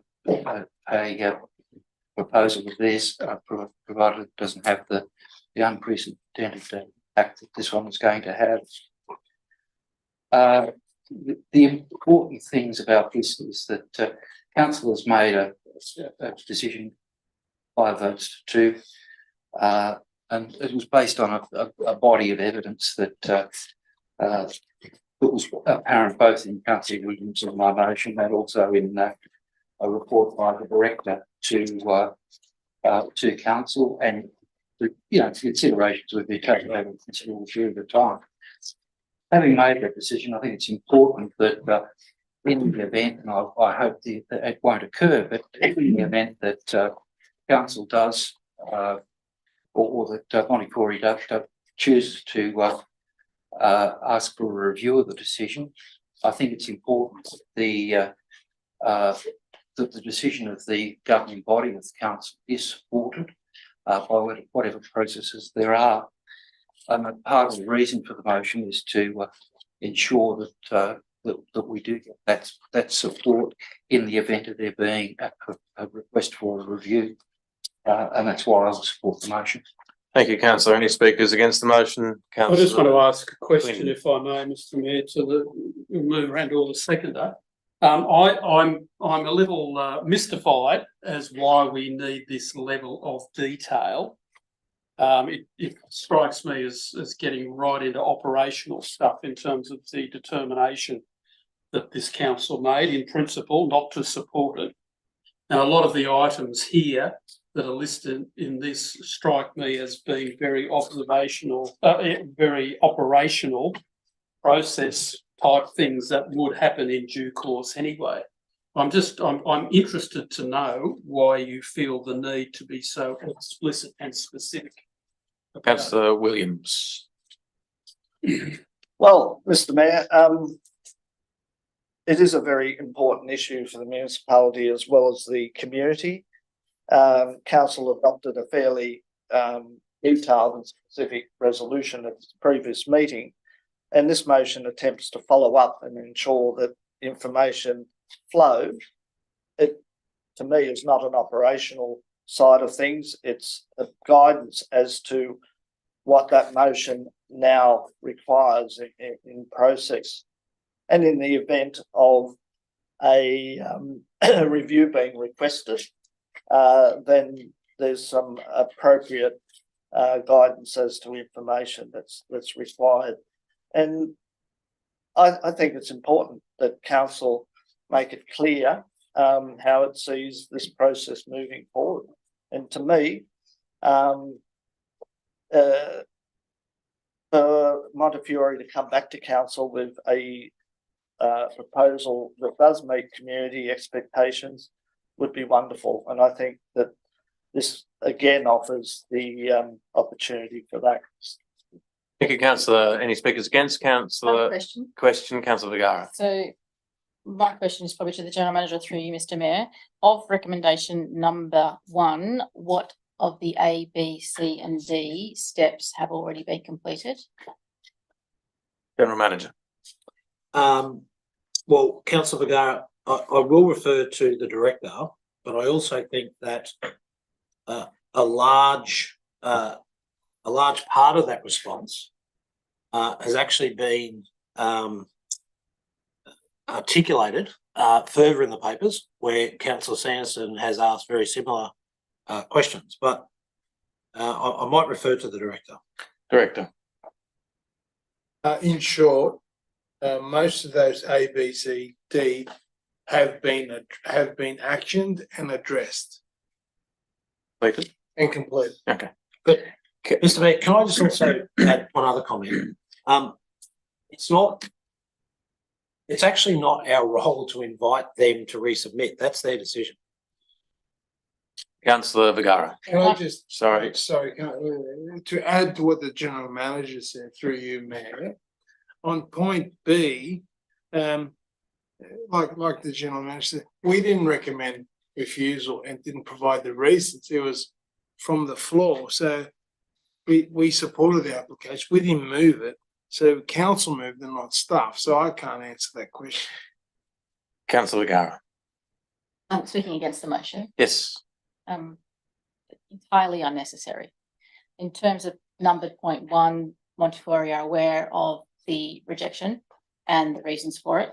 I actually think recommendation 1D is improper and almost illegal, because council is predetermining a position that it's inviting only a submission consistent with residential site zoning. I have a grave concern about that. Council has to make impartial decisions based on the information that's provided. That is presupposing that that is the only type of rezoning council will consider. And number point 2, it's a hypothetical. It's if they seek rezoning, and there are legislative and guideline steps which will require council to provide information to the actual department, who then makes a decision about whether or not the proposal has site-specific or strategic merit. So it's entirely unnecessary. Thank you, councillor. I also have a particular problem with correspondence from 2 people that are not representatives of council being forwarded as a part of a motion. Councillors, is there anyone speaking for the motion, against the motion? Councillor Quinn. Yes, Mr. Mayor. I also see it as unnecessary, as overkill. I think we have professional staff who can deal with the resolution that this council passed at the meeting regarding the Montefiore proposal. As we've already heard, a lot of what's here, particularly in section 1, has already been done anyway. So I just think it's, I don't think it's appropriate for us to be as explicit in operational matters as this resolution seeks to do. Thank you, councillor Quinn. Any speakers for the motion, against the motion? Question. Question, councillor Sanderson. One of the questions I had in my question with notice, which was answered, that at this point in time, Montefiore had not sought a review. That was the case at the time of the paper being published. Is that still the case? Director. Well, I can answer that. Well, the director doesn't matter. To the best of our knowledge, the answer is still no, they have not. Thank you. Mr. Mayor, can I just also add, it's just an observation. It's none of my business to be involved in the debate of the notice of motion, but I do just want to pass an objective comment as an observation with regards to A and D. Well, we've got a process as officers to inform them in writing, which obviously we did, and with D, I just reiterate what I said, it's not the staff's job to invite the back, but I think also what we need to be very conscious of is that throughout the entire debate, where many councillors on the night essentially invited Montefiore's to come back and during the debate outlined the reasons why, that the CEO of Montefiore's was actually here to hear all that. So it's not like they don't know that that invitation was on the floor from you as elected members. Thank you, General Manager. Any speakers against, for? Rather reply, councillor Sanderson. Councillor Williams, sorry. Yeah, councillor Williams. Yeah, well, as I can gather, yet again, I don't get support on things that I put to this council. To me, I think it is important and relevant that we adopt the elements of this motion. I know it's going to be lost, but anyway, I'll just leave it to the council. Thank you, councillor Williams. I'll put the motion. All those in favour? Against? That is lost. Item 3.2, defibrillator locations in the municipality of Hunters Hill. Councillor Williams. Do I need to bother, Mr. Mayor? It's probably be lost again. The motion is that council. Councillor Vergara. The comments from councillor Williams, I would suggest go close to bringing council into disrepute. And the point of order is that councillor Williams should be censured for those comments. Thank you, councillor Vergara. I'd invite councillor Williams not to speculate on the decisions of council before they're made. Councillor Williams. Thank you, Mr. Mayor. The motion is that council develop a policy on location and access to automated external defibrillators, AEDs, in the municipality, being explicit on timely and inclusive access to the distribution of the units, identify appropriate funding sources and grants for purchase and installation of the AEDs, promote private and public installation of these devices, provide appropriate street and building location signage to ensure speedy access in emergencies. Thank you, councillor Williams. Seconded. Councillor Sanderson. Councillor Freeston, you have a question? Yes, please, Mr. Mayor. To the General Manager. Yes. For review. Is this a sound recommendation? What's your advice on the actual process to install, etc.? Well, thank you. Through you, Mr. Mayor, I'm not going to make any comment about whether those motions sound. It's not my place. We were envisaging that officers potentially maybe ask some questions. So I have actually asked the Director of Community and Customer Services to provide some feedback. So I'll refer to her. Through you, thank you, Mr. Mayor. Thank you for the notice of motion, councillor. I'm sorry. So I'll just give you an overview and a summary of where we've got to. So approximately 6 months ago, Councillor Cressoy approached the General Manager and through the General Manager to myself about defibrillators throughout Hunters Hill and asked a series of questions about do we have any in Hunters Hill, where are they located, and what are we looking at in terms of a priority list for the future. At that point, Councillor Cressoy also asked us to look at any potential grants that were available to council, which we did do. We know that there's a grant round opening through the Office of Sport and Rec in November for defibrillators. Each council will be capped at approximately 3 for that grant round. It doesn't necessarily mean that we will get that grant round, but we certainly will be in a position to apply for that when that does open up. So I'll just give you a quick overview of where defibrillators are currently at in Hunters Hill. And this is non-inclusive of defibrillators which are located in private premises and businesses. So just as an overview, we have one here in the Hunters Hill Town Hall in the foyer. There is one in the Henley Community Centre as part of the Hunters Hill Bridge Club. So that is an internal location. There is one in Gladesville Library at 6 Pittwater Road as well, located where the customer service desk is there. There's one in Bedlam Bay, and that's located outside on the storage wall. That defibrillator was actually donated by the Ravens to council, and that has been installed.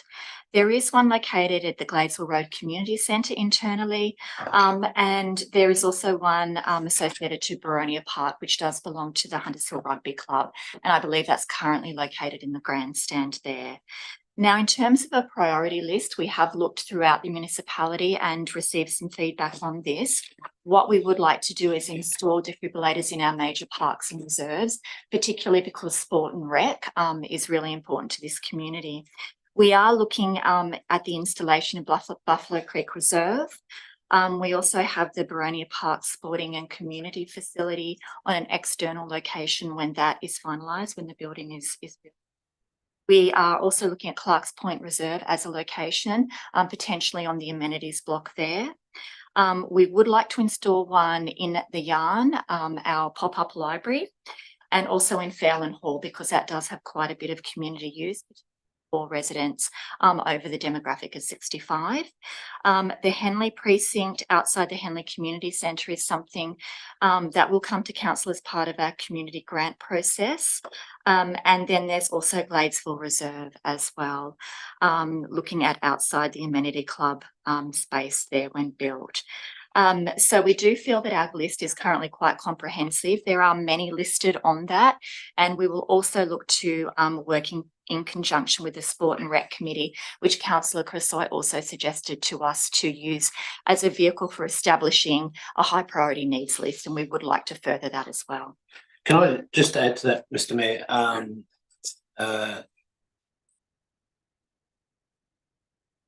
The other obvious location, which we have not had this discussion yet, but not talking like a lot of money here, like $2,500, is the Boronia Park new facility would be an obvious place for a defibrillator.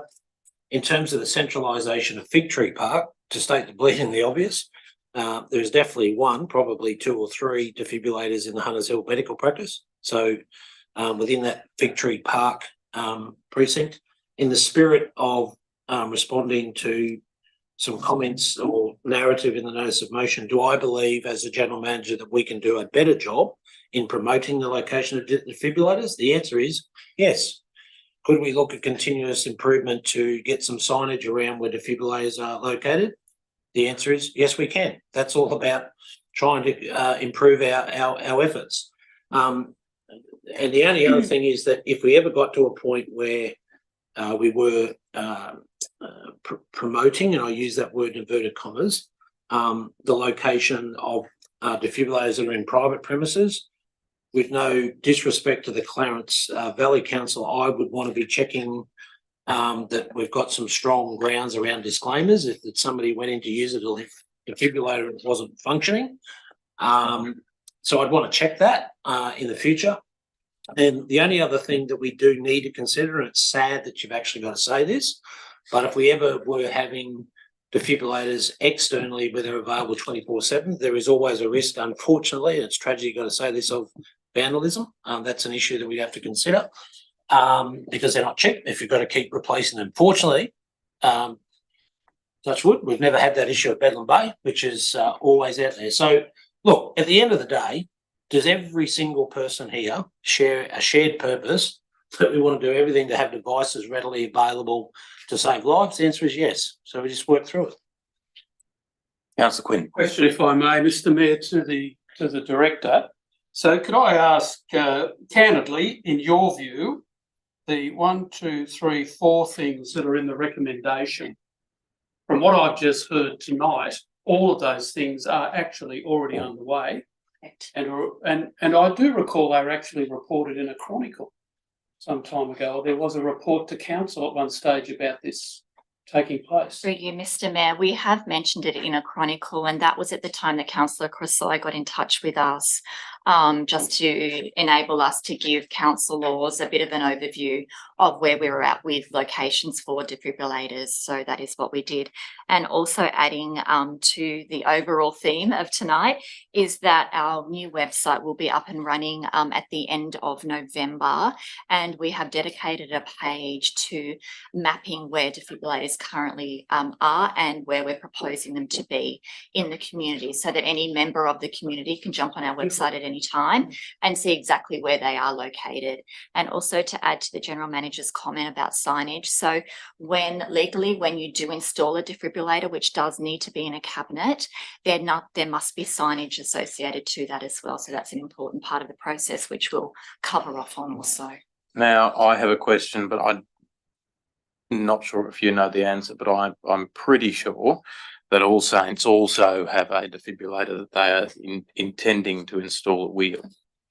Or is that already installed? I haven't heard that one as yet. That is not a location that I'm aware of at this point in time. Because they did have a open day and heart monitor event 6 months ago, and they actually had their new defibrillator there. So maybe it's worth getting in touch with them.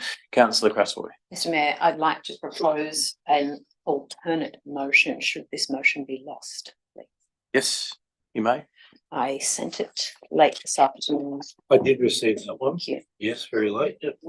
Sorry about that. That's okay. I was in the shower. It was the last thing I looked at before I came to the chambers.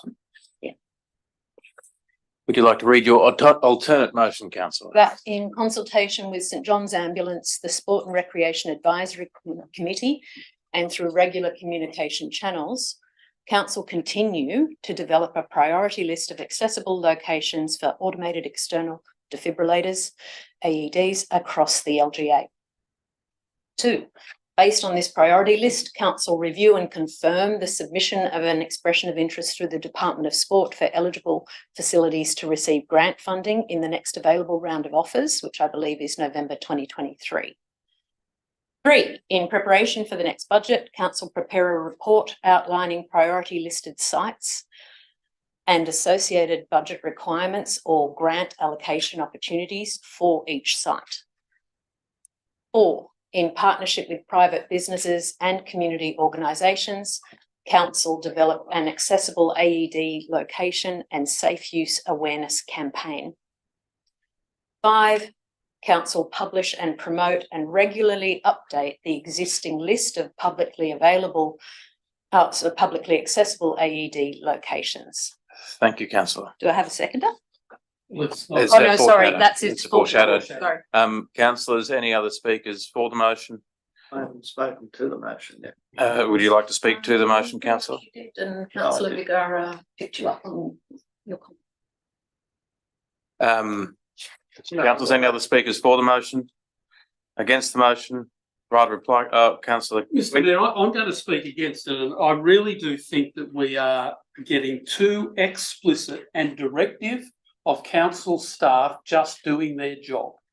Now, we've heard it from the director tonight that pretty much everything that's in this recommendation, it's already underway, it's already being done. We've been told about it before.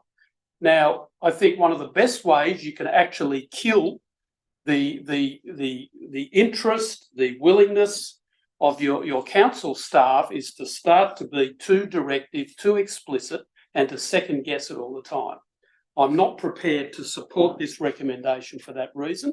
I'd actually even go so far as to affirm and congratulate the progress that's already been made on this very issue, which I will suggest an amendment to what's been proposed as a foreshadowed motion. Thank you, councillor. Councillors, any other discussion?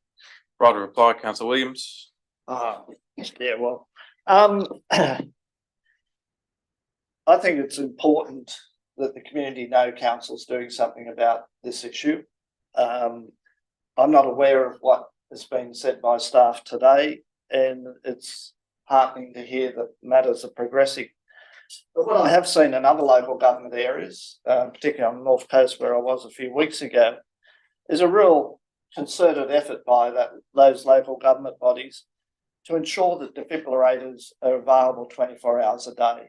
It's no good having them sitting in the council foyer, when most people will probably want to access it in the morning when heart attacks and whatever actually happen. And it, well, that's what defibrillators are for. And you might smirk. But the main issue is about making them accessible and ensuring that they are outside buildings, not within buildings. And like the Amber Council has signage that says 50 metres to the nearest defibrillator. It's something that, in my mind, when you're in a panic, is essential. To go and find council's website and look it up, I just don't think is a responsive way for community to access information when it's an emergency situation. So the reason I brought this forward, because I want to see council have a very clear policy on this issue. It may be doing things in the background, but I want it to be visible and public. I want it to be able to promote and accelerate not only council's installation, but community installations as well. But they must be public facing. They can't be hidden in buildings that might be used on a Saturday for a sporting event or in a council town hall that's only available from 8 to 4 or 5 o'clock in the afternoon. That's why I brought this forward, to try and promote and encourage people to engage in the process, and for council to move forward and articulate to its community what it's already doing, which I was unaware of. Thank you, councillor Williams. I'll put that to the vote. All those in favour? Against? That is lost. There is an alternate motion. Councillor Crassoy. Do I have a seconder? Is there a seconder? Councillor Quinn. Councillor Quinn, would you like me to add in? I'd just like to add, if you wouldn't mind, Deputy Mayor, that we thank council staff for the progress already made on this very important issue. Part 6. The council thanks. Oh, councillor. We acknowledge. Council acknowledges the significant progress already made on this important issue by council staff. Already made by council staff on this important issue.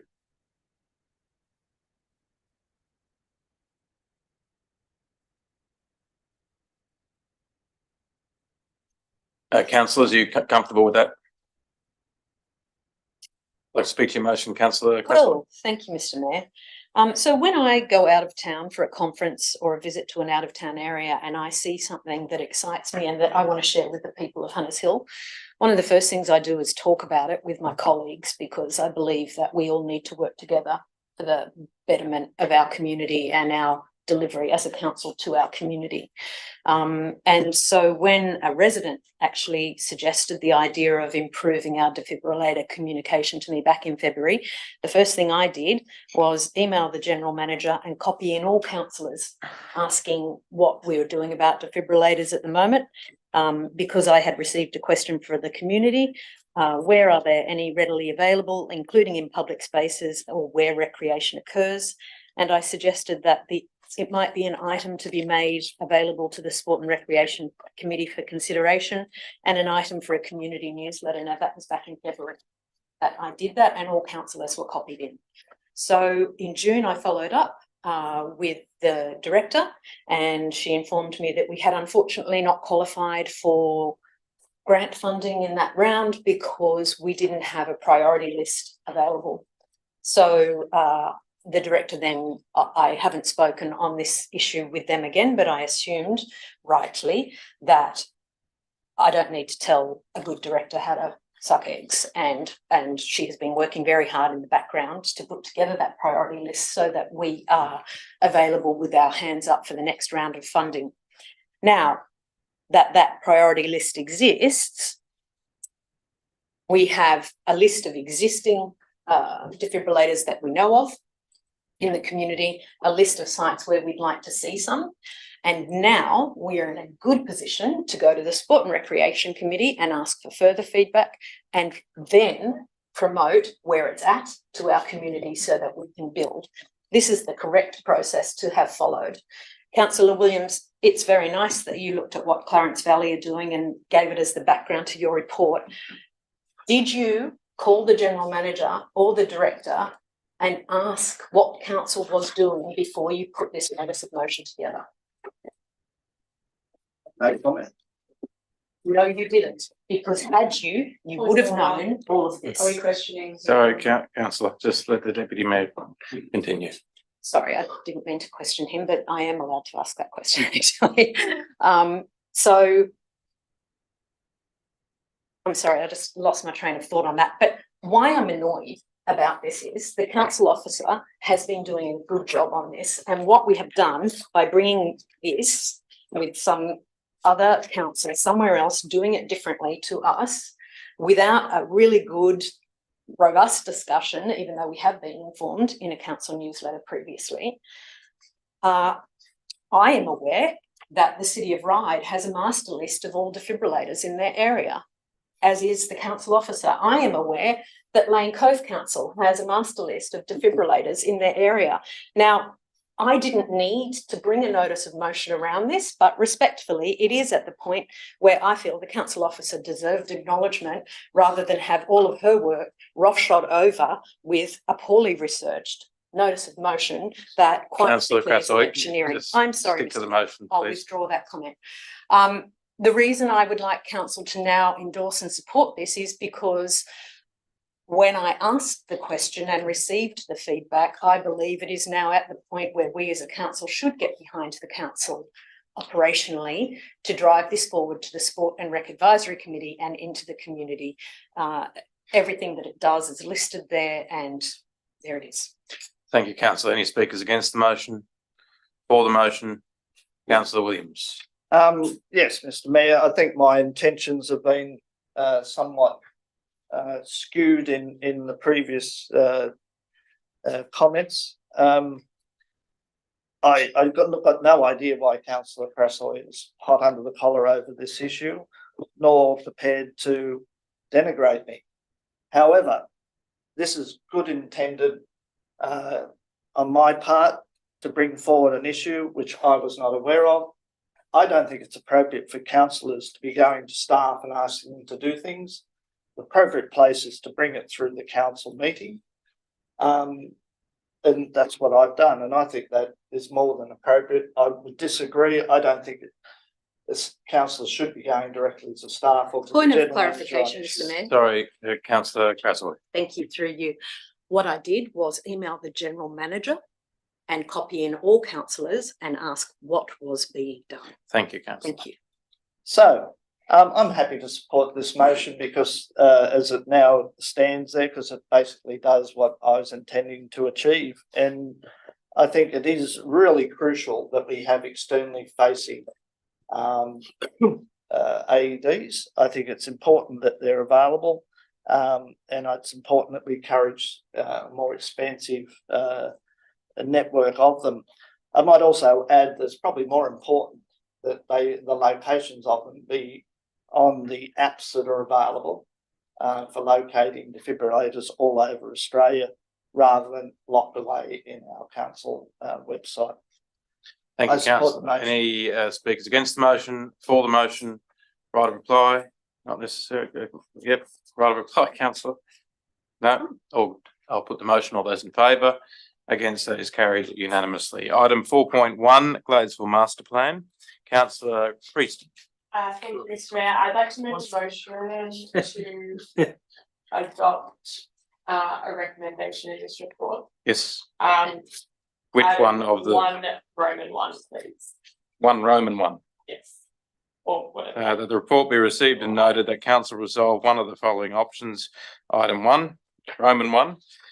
To make necessary budget allocations to progress strategic planning for the Gladesville Master Plan project. Is there a seconder? Councillor Crassoy.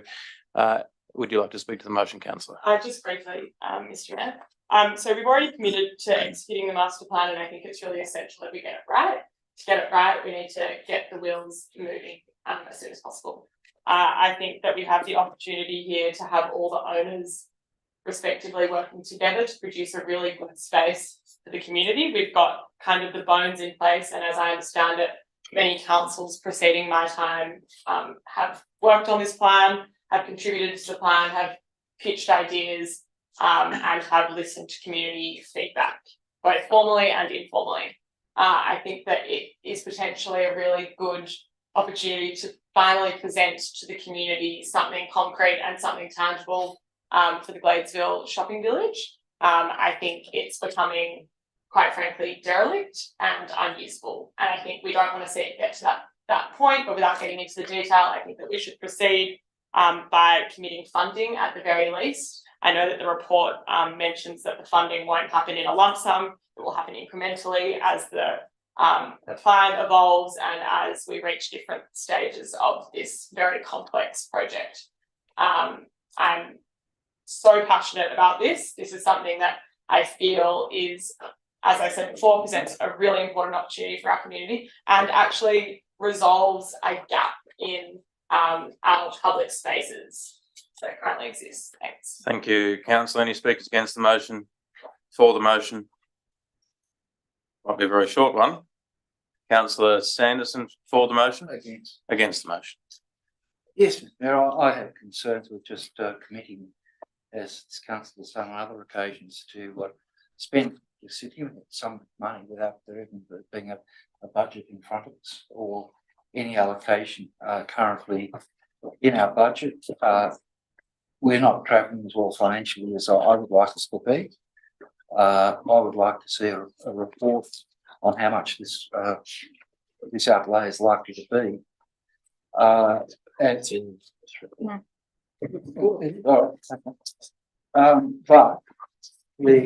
sorry, I didn't notice that. Was this through you, Mayor? Sorry. Page 15, financial impact, it's $1 million. Or $1 million. I think that proves the point. That is a very significant amount to commit to in a very short space of time. Or in I mean, I'm supportive of getting the master plan in place. The last term of council, it was adopted unanimously, as I recall, for the Gladesville master plan to occur. I'm also a bit concerned about the report itself, in as much as it does not include the the material to show where we are, have progressed to at this stage. And I also have some concern that the report should have contained all of that information. As a council, or this particular term of council, we really haven't been kept up to date on this issue, which is unfortunate. Probably reasons for that, but I would have liked to have seen something to jog my memory about what point we're up to. I apologise that I missed that budget point in that, or that estimated cost. But even so, $1 million is a lot of money to just now. I'd like to see that we've got a funding source such as grant money, if that would be available. Thank you, councillor. Any speakers for the motion? Against the motion? I'll touch on my support of the motion prior to the vote, but obviously councillor Williams and I brought a motion some years ago to update or build a comprehensive master plan. It is the adopted position of this council to deliver that master plan, but we never resourced the officers to do that. There was some work done with GMU some 3 years ago now. It hasn't progressed much further than that. Without resourcing, this master plan can't go ahead. And if you look around to our immediate neighbouring councils, the best public outcomes in the redevelopment of these spaces are done by council-led planning proposals, where we set the parameters and the metrics based on community requirements and community need, as well as a realisation that there needs to be revitalisation in the area. This is a complicated document because of the amount of departments that will need to be consulted. This has to be done through transport, through RMS. We'll need to do very complicated traffic studies. We'll have to do massing studies. We'll have to do overshadowing and sunlight diagrams. All of that will culminate in a council-led planning proposal being lodged. But to be very clear about the timelines, it is probably unlikely that this council will consider that because of the range and complexity of what a planning proposal of this scope will actually mean in terms of the resources and the time that it's going to take to put that together. So very supportive of the master plan progressing, and I think resourcing it is our obligation. Councillor Crasaway. Just a question through you, Mr. Mayor. Yes. Two questions, and I'll ask them both. One is just off the back of everything you just said, everything that's been done to date will help to inform some of that, surely. It won't go out in the bin and No, of course all not. over No. again. Two is is council considering engaging with RIDE as originally proposed in the previous iteration of this, to come to the table with some funding and engagement? It is my expectation that we are engaging with RIDE because it has immediate impact on our neighbours, and an added layer of complexity being Victoria Road splitting Gladesville, which has always been a planning problem. There has obviously been developments forge ahead on the RIDE side of the road. They are not all to my flavour. But obviously we need to respond to that by getting the planning on our side of the road and engaging positively with RIDE to get the rest of the sites on their side of the road to be planned consistently to make sure that we're doing it well. So absolutely we want to engage with RIDE, and we will be doing that as part of the process. I might also add that I think that we should be engaging early with the Department of Planning to seek funding from them to do what is a complicated piece of scoping for not only our local housing strategy, but the LSPS and the government's ultimate targets themselves. Councillor. Question, if I may, to the director. I remember some years ago we did a Gladesville master plan. Love Gladesville. Sorry, no, it was future Gladesville. Was it Brett Newbold? Newbold, yeah. That was a Gladesville master plan, wasn't it? And it gave us all of our building heights and everything as you come down towards Junction Street and so on. What happens to that? Through you, Mayor, that's correct. He formulated the DCP for that area. The DCP, and the history behind that was then a few applications came in on Victoria Road, and that's why the council of the day decided to further review those areas to see if the DCP is workable and is it needs to be upskilled. And what came out of that was DCP does work at the moment with those other sites, subject to amalgamation of sites.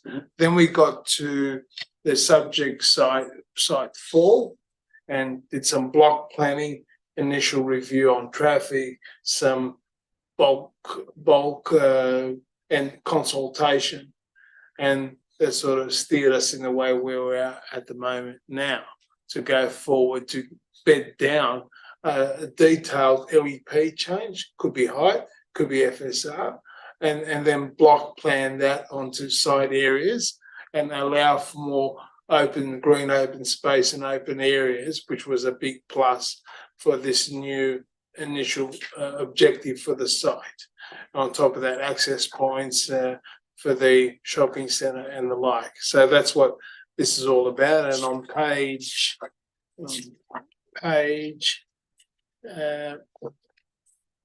13 and 14, it stipulates each part of the assessment that needs to be done to achieve all that, which is a planning proposal for the subject site to increase FSR height and other controls. And just I think, yeah, that's what came from. What was the other question? Yeah, and consultation process and working with RIDE is a must. We always have, and we still will consult with RIDE as our neighbour. And initially we did the new bold plan with consultation with RIDE, and it was the same. It was initially the same heights and FSRs with our DCP. However, RIDE went a little bit higher and more robust. And that's all we can do with RIDE. We've asked them to be a part of it, and they've said that's not part of their future plan for the area because they've already done that planning exercise.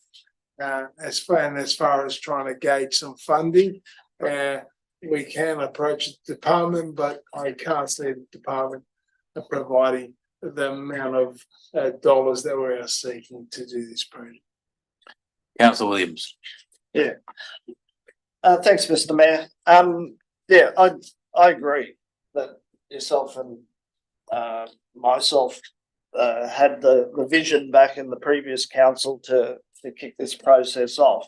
And I'm also very passionate about the Gladesville and its master plan. I'm a little confused because we're talking about something that I thought we'd already done. The planning has been done by very professional people, negotiated through the officers and through our legal advisors. And we've now got a plan. The issue that I see is that you have to do the building blocks that go into the planning proposal, which is traffic studies and whatever. I hope we're not talking about going back to square one. There was extensive consultation with RIDE during the process. We had top-notch, top-level consultants that really teased the thing apart. We put the proposal to the community, 3 proposals to the community. The community identified one as being the preferred outcome. So I'm a bit confused as to really what we're intending to do here, because I think a lot of the work has been done. The subsequent studies that underpin the achievability of it are still to be done.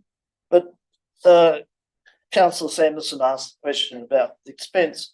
The question was answered by $1 million, but the report says it is likely to require expenditure well in excess of $1 million. So I'd like to get clarity for council as to where we're at in the stage process, because I think we're a lot further down the track than what's talked about around the council chamber at the moment. And secondly, what is the quantum of dollars we need to complete the task? And where's that going to come from, and what we're not going to do so we can achieve that?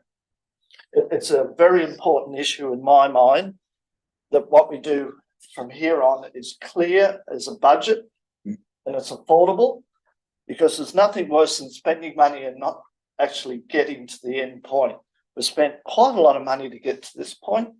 I want to see us get all the way, but I think we have to be mindful of where the money's coming from and how we're going to fund this. We tried to get money through the local member to progress this issue. That wasn't forthcoming. I don't know when we'd have any greater success with the current government or department. So 100% support being able to move forward, but I like to move forward with where we're up to rather than go back and revisit issues. But I'd really like to see a more formal budget that gives us a better understanding of not only what's required, when, but also where is it going to come from? Thank you, councillor. And just for a abundance of clarity, the process that we undertook with GMU did come up with 3 options that were put to public consultation.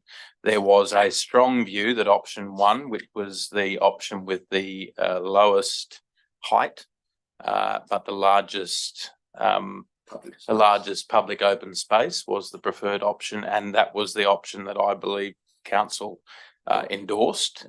I think that we would have an obligation to pursue that option into a detailed design, which this is. Forgive me if I get any of this wrong, but the intention of this is to progress that option that has been to community consultation and has had in principle support by the community and support by us, for that option to be the one that we progress to a council-led planning proposal, which requires all of the documents outlined in pages 13 and 14 of the report.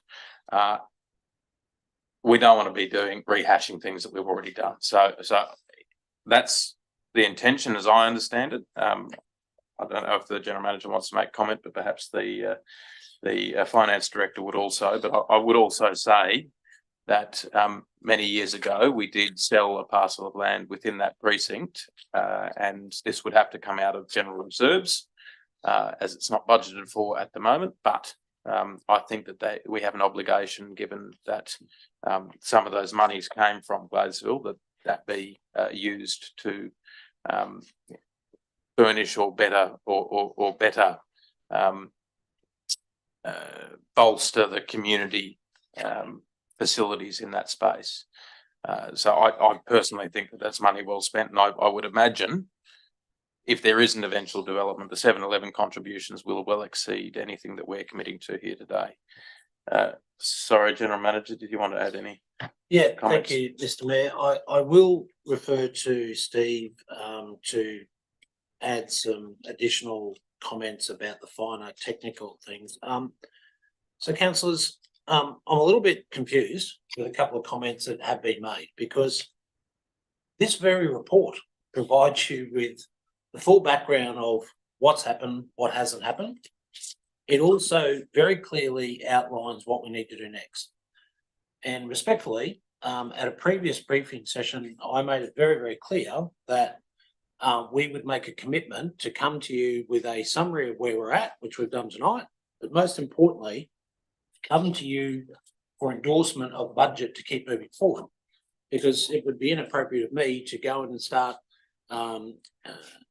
engaging consultants to do the studies that we need for a council-led planning proposal. Now, the irony here is a little bit about Montefiore, is that, as you all would be aware, that Montefiore's were subject to be required to do a lot of studies prior to bringing their documents back to us. I think it's quite clear on pages 13 and 14 of the requirements of what we would need to do in terms of assessments and studies to continue to move forward. And to take Councillor Williams's point, there's no intention, Councillor Williams, to go back to the start. It's more to take on board that extensive community consultation that had transpired, including where we got to sorting through those block studies. But just to be clear, there is, for us to advance the proposal, there is a lot of studies and assessments that we would need to complete, which are costly. So consequently, we don't have any budget. We've been very transparent as officers about that, saying for many months that, rightly or wrongly, there is no allocation of budget for us to go and do that. And subsequently, that's why we're seeking your blessing tonight, potentially, to get that budget. Steve, I think it's important just for you to elaborate and reiterate the requirements that are going to be needed, which cost significant money, which are articulated on pages 13 and 14. Thank you. Through you, Mayor. It's exactly correct what you're saying. And to add what the Mayor said, we went past the block studies and we had that option 1. We all, I think council agreed on that. So it's going forward with regard to option 1 as a planning proposal. And that's what it says on page 13. So the planning proposal needs detailed analysis and plans to see what FSR and what height to dictate what that option one was and can it be achieved formally to be in a legal document within the LEP. So anybody that's proposing anything on that site has something to work with formally, legally. So therefore, as stated in the report, we need urban design, outcomes, master planning, traffic study, utilities, heritage assessment, social impacts, economic impacts of viability, contamination, quantity surveying, and then the development contribution framework for the site, because there probably be a VPA associated with it. And what is the VPA associated? What is the uplift for that site from compared to now to what's proposed? And that's a lot of detail, and it needs to be fine-tuned, and that comes back to council as a planning proposal. Again, goes to exhibition, goes back to the Department of Planning, and formalising, amending the LEP and DCP to have a certainty on the site that something can be done.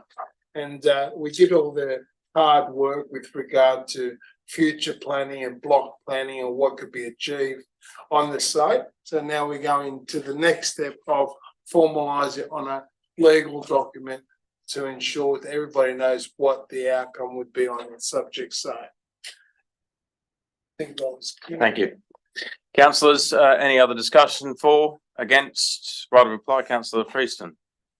I won't say much other than to say that I think this should be an exciting thing to be doing. I think that the report does point out the challenges and the potential flaws with the master plan and the project that will precede it if it's given its funding tonight.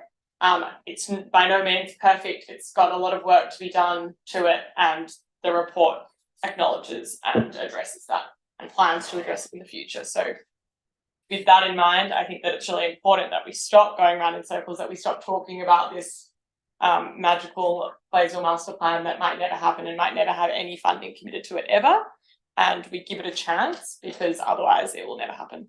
Thank you, Councillor. I'll put that to the vote. All those in favour? Against? That is carried almost unanimously, but not. Councillors, now move to item 4.3 and our very long-suffering auditor, who's been with us on Zoom for some time now. Our auditor is here to answer any questions that you may have. Maria to introduce the auditor. Maria, would you like to introduce the auditor? Councillors, Luke's been presenting now to council. I think this is the third year running, so I probably need to say no more, and Luke will begin his summation of the financial statements and the external audit report. All right, thanks, Maria, and thanks, Mr. Mayor, councillors, General Manager, and yeah, appreciate the opportunity to present to council. So I trust that you've got the financial statements for 30 June 2023, and they've gone through council previously, but you'll note that there is issuance of unqualified audit reports for 30 June 2023. So all of our work is complete in conjunction with, I guess, the Audit Office review and sign off. The audit, I guess, includes the report on the conduct of the audit, which is issued under Section 415 of the Local Government Act. And again, unqualified audit report, as I mentioned.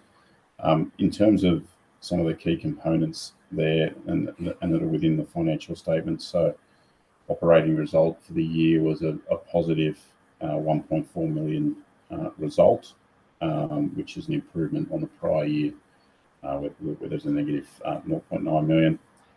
I guess there's been some increases in rates and annual charges and grants and contributions revenues for, I guess, projects that council is undertaking. In terms of the cash position, the document does outline there that there's been an improvement in the cash position from 24.8 million to 28.6 million. And there's obviously appropriate restrictions around external restrictions and internal restrictions for elements of that cash. In terms of the performance measures that are governed again by the Act and OLG, there's a number of performance measures. 5 of them are highlighted in the report on the conduct of the audit, and I guess council has met 5 of those ratios. One hasn't been met, which is the operating performance ratio, but that's I guess it has improved from the prior year, and that ratio I guess measures how well operating expenses have been contained against operating revenue. As I say, it wasn't met, but it has improved from negative 12.99% up to negative 4.81%. The other ratios look at obviously liquidity and things like rates and annual charges outstanding, cash expense cover ratio, etc., and they've all been met. The audit, I guess, in terms of some of the areas of focus, council's infrastructure, property, plant, and equipment is required to be revalued in accordance with the accounting standards. So in the current year, there were some revaluations undertaken, as well as indexing the cost bases of certain assets as required under the accounting standards. So that's an area of significant focus through the audit process, and I guess we're comfortable with the revaluation of the assets that were revalued this year, which included the operational land, stormwater, road, footpaths, curbs and gutters, and then the other asset classes, which were also indexed to reflect, I guess, movements in cost basis or replacement costs of those assets. So I might pause there, Mr. Mayor, and happy to take any questions. Thank you, Luke. Councillors, any questions of the auditor? Councillor Williams. Yes, Mr. Mayor. In the auditor's report on the first page in the opinion, the second line, there's reference made to the year ending 30th of June 2024. And I assume that relates to, I don't know, permissible income. Does that mean that approves how we're getting our income for the next financial year, or is it a typo? I don't know. I'll take that question on notice, Councillor. I think that might be a typo. Councillors, any other questions? If not, sorry, Councillor Quinn. It's a pretty straightforward question, Mr. Mayor, which I often like to ask auditors. So you've made it very clear that these are unqualified accounts, which is good to hear. Is there anything in these reports that gives some concern in any way? Yeah, so I guess council, thanks for the question. So yeah, we obviously go through a process with council in terms of reporting back to management as well as the audit committee, and that includes the provision of a closed report and management letter. So in answer to your question, there's nothing of concern that would need to be brought to the council's attention. If there was, it would certainly be flagged in that report on the conduct of the audit. So that means if there was any legislative non-compliance or fraud or any other high-risk matters like that, we'd certainly bring that back. There are some improvements and recommendations that we include in our management letter and reports back to the audit committee and to management. None of those are of high risk nature, and I guess a number of them are being in the process of being remediated. So nothing that you need to be concerned about of a high risk nature. No. Yeah. Thanks, Luke. Councillors, any other questions? If not, thank you, Luke. Much appreciated. Again, thank you for hanging around. No problem. Thank you. Thank you. Councillors, we have a recommendation on page 185. Moved Councillor Quinn, seconded Councillor Crassoy. Any discussion? If not, I'll put the motion. All those in favour? Against? That is carried unanimously. Councillors, can I check if there is anything from items 4.4 through to 4.19 that you have a burning desire to discuss? Well, I could take an interest in so I can for that one. 4.8. Councillors, is there anything that you'd like to discuss, particularly Councillor Crassoy? 4.8. 4.8. It was just Councillor a typo in 4.17. 4.1. Michael Lahaney is he's in the minutes as attending, but also an apology. Okay, well, we can fix that. Whichever Yes. way it is, that's all. So just 4.8 councillors? If that is the case, can I get a motion to move items 4.4 through to 4.19, excluding item 4.8? Move councillor Crassoy, seconded councillor Prieston. All those in favour? Against? That is carried. I will now ask us to consider all of the motions there. Moved councillor Crassoy.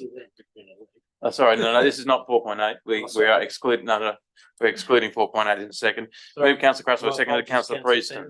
All those in favour? Against? It's carried. Councillor Sanderson, would you like to leave the room? We'll now consider. Mr. Mayor, can I just, before Councillor Sanderson goes, I am aware that Councillor Sanderson has declared an interest, but we are receiving and noting the report. Yes. We are not actually determining.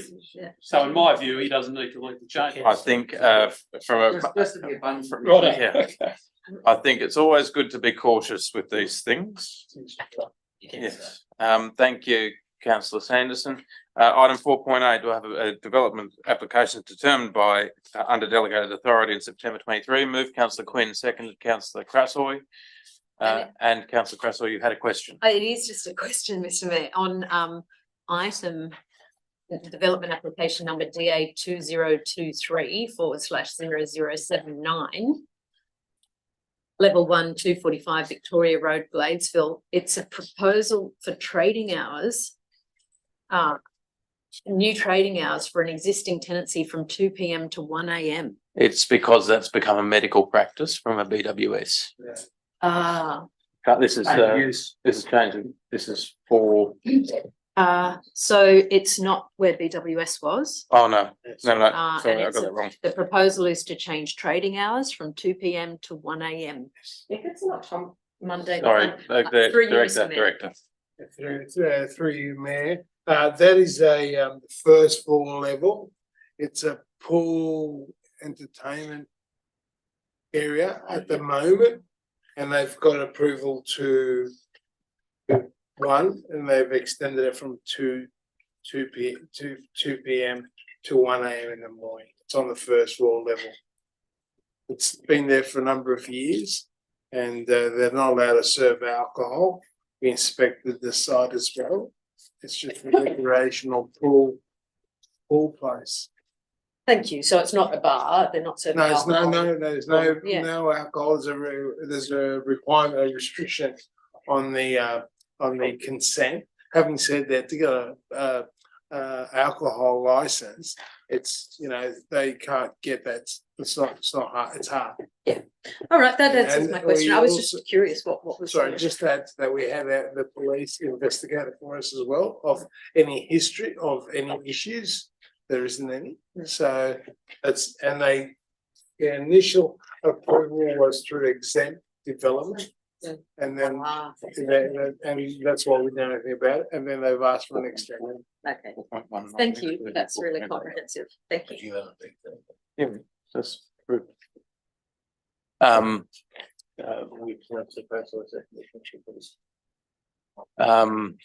Thank you, Councillor Crassoy. I'll see you up there at 1 a.m. for a snooker game.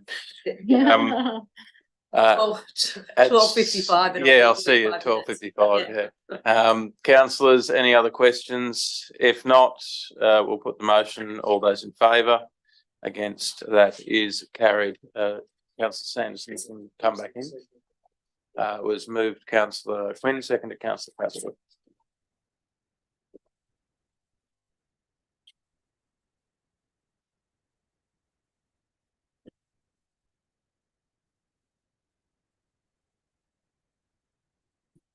Councillors, we have 2 late items. I didn't put them in block because I thought councillors might want to have considered them separately. Would you like to deal with them in block or one at a time? Move them in block. Councillor Crassoy, seconded Councillor Prieston. All those in favour?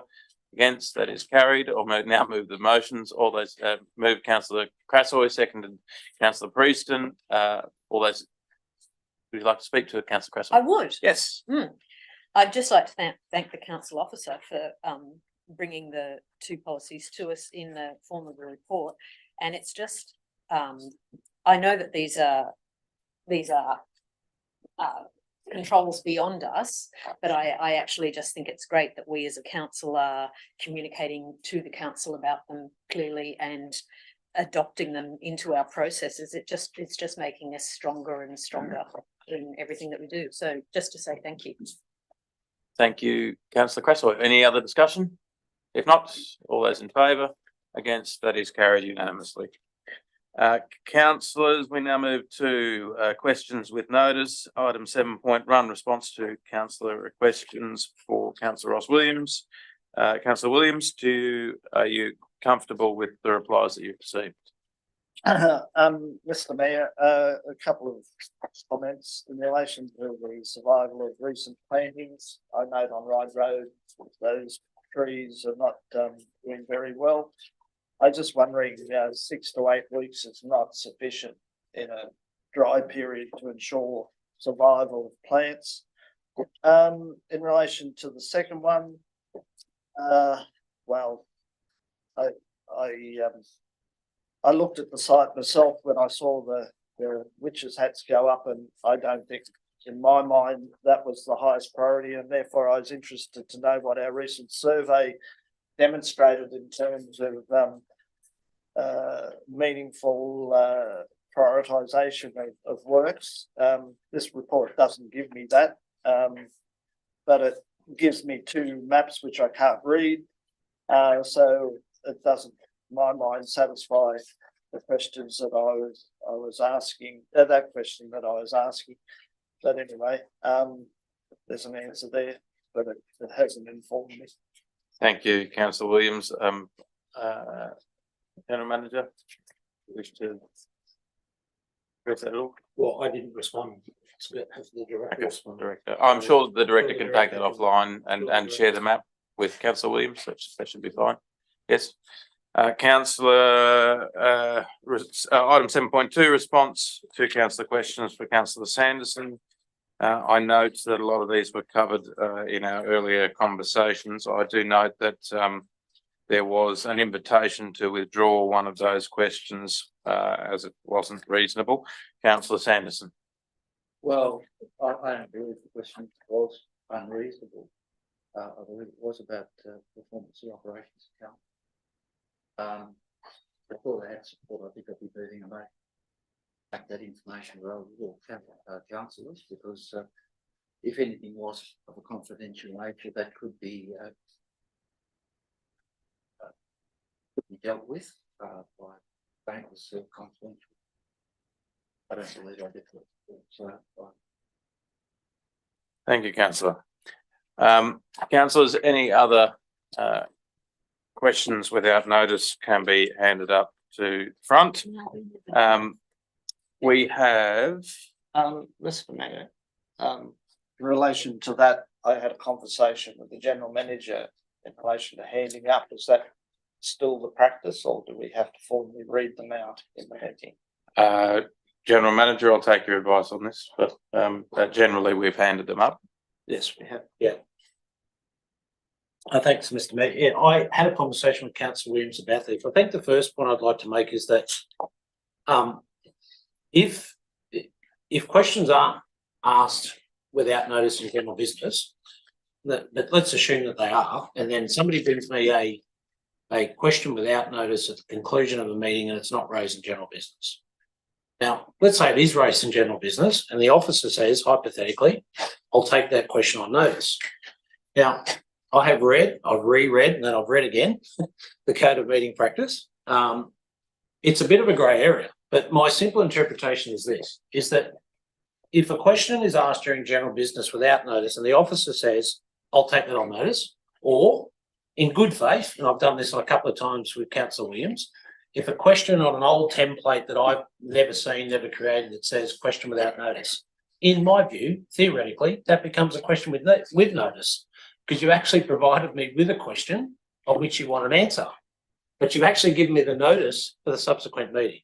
So my simple view is, as long as we have an understanding here, I don't know what that was, as long as that if a question is asked without notice during general business and an officer says, I have to take that on notice.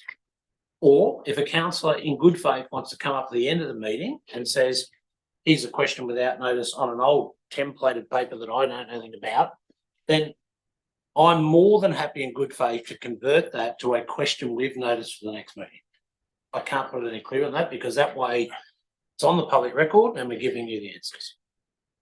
Thank you, General Manager. I'm sure that we can do that by just changing the name of that pro forma to question with notice because, yeah, that's fine. Thank you, councillors. Any other business? If not, we do have an item to move into council committee of the wholes. That motion, Councillor Prieston, second, Councillor Williams. All those in favour? Against? That is carried. Can we please close the doors and turn off the live stream? Thank you.